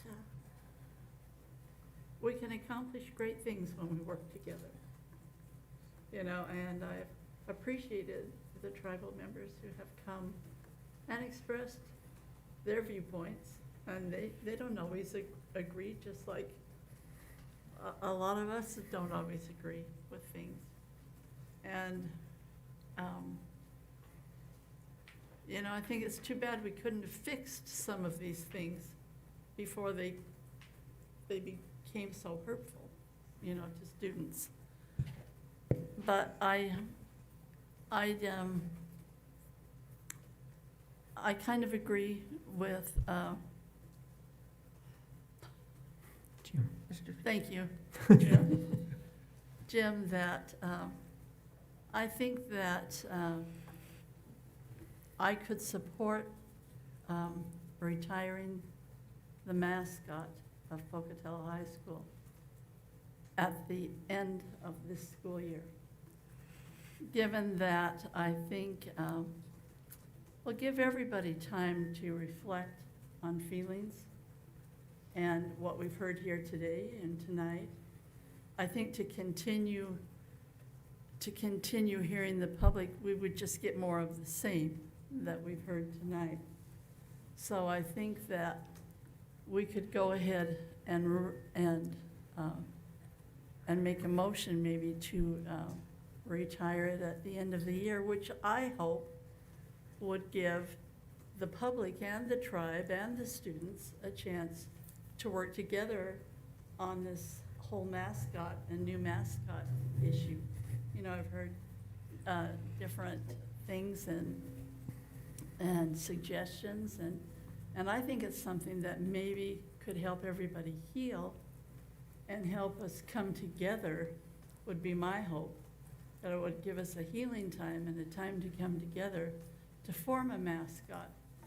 I went to Pocatello High School, and it's very hard for me to see this change, and yet I believe it is time for the change. It is time. But I do think that rather than have it divide our community, we can use it as an opportunity to come together and find a mascot and help respect each other's views and opinions and work together to find something that will help. I do not believe changing the mascot will change the history, the rich history of Pocatello High School. Those of us that went there as Indians will always have that with us. And really, the most important thing has always been there, the Pokey pride, and that everybody is somebody, and that we respect each other that way, and that we work together with these issues. So I would, I could support that particular idea that we retire the mascot at the end of the school year. And I think it would even be great to have a celebration at the end of the year of Pokey's history and coming together of a new era and a new time, and with a new mascot. And so I could support that. Thank you.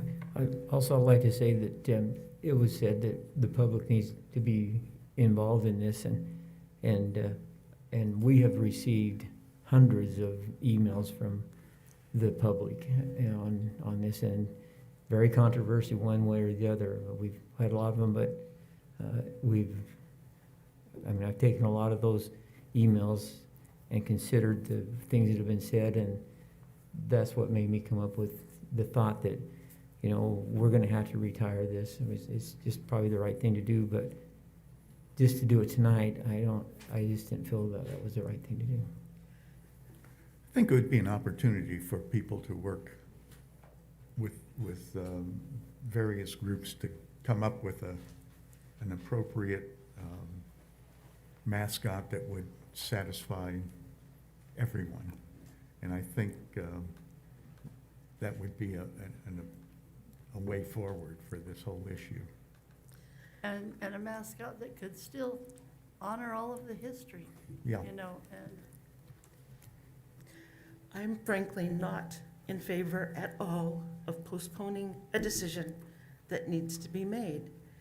We're at a point, and we've been hearing of the hurt it's done, and so I don't think you keep hurting people. I don't think we want to. Let me finish, please. To me, this is a justice issue. It has to do, we're living in a time when we can see injustice all around us. So do we keep pushing injustice, or do we say enough is enough and we can move ahead? There will be people who will never come on board with wanting to make this change. And we're going to hear them for a year? I don't think so. I think it's time to make the change. I'm not in favor of waiting a year to make the change. I think we could say tonight make a motion that we retire the mascot at the end of the year and let them begin searching for a new mascot.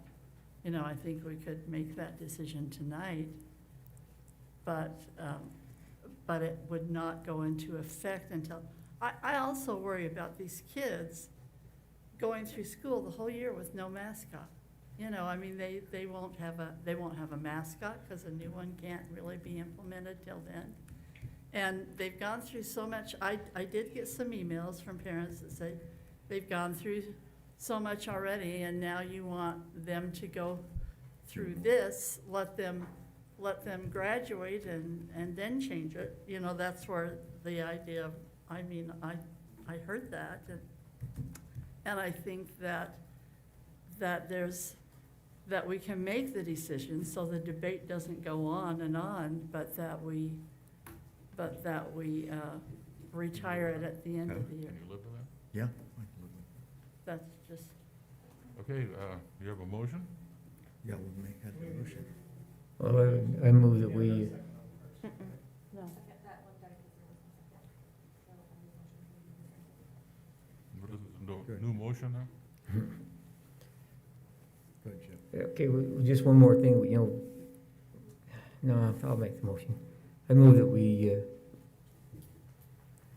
I don't know how to say that, retire the mascot effective as of June 1st, so that the graduating kids can have their mascot through the end of the year, and then during that time, search out and come up with a new mascot. I'll second the motion. That sounds about right. All those in favor? Aye. Aye. And I'm all those opposed. opposed? Aye. One opposed. So that the new motion has passed. Did you get that, Renee? Okay. Moving on. The next item of business is to approve the out-of-state overnight travel request. I'll move we approve the out-of-state overnight travel request. I'll second. Is there, you second that? I'll second the motion. Okay, any discussion? All those in favor say, what's that? Oh, Up here.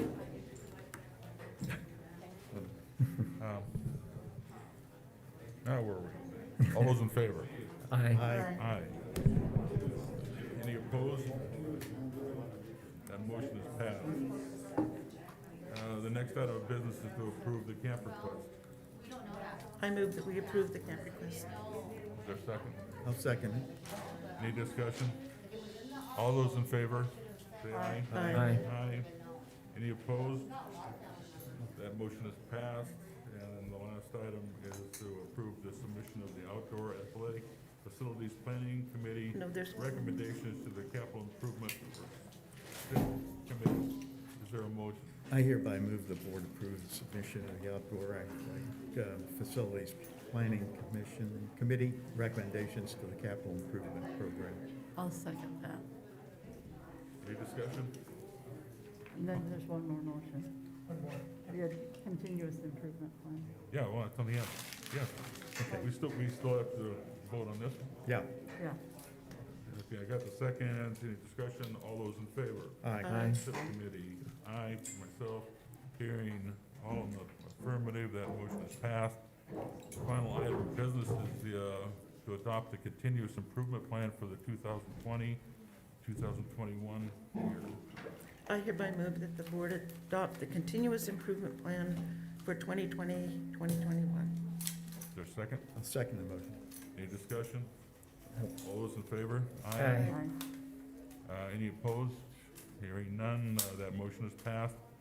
That concludes this meeting. I would entertain a motion to adjourn. I move we adjourn. Is there a second? I'll second. All those in favor? Aye. Aye. Aye. That motion is passed.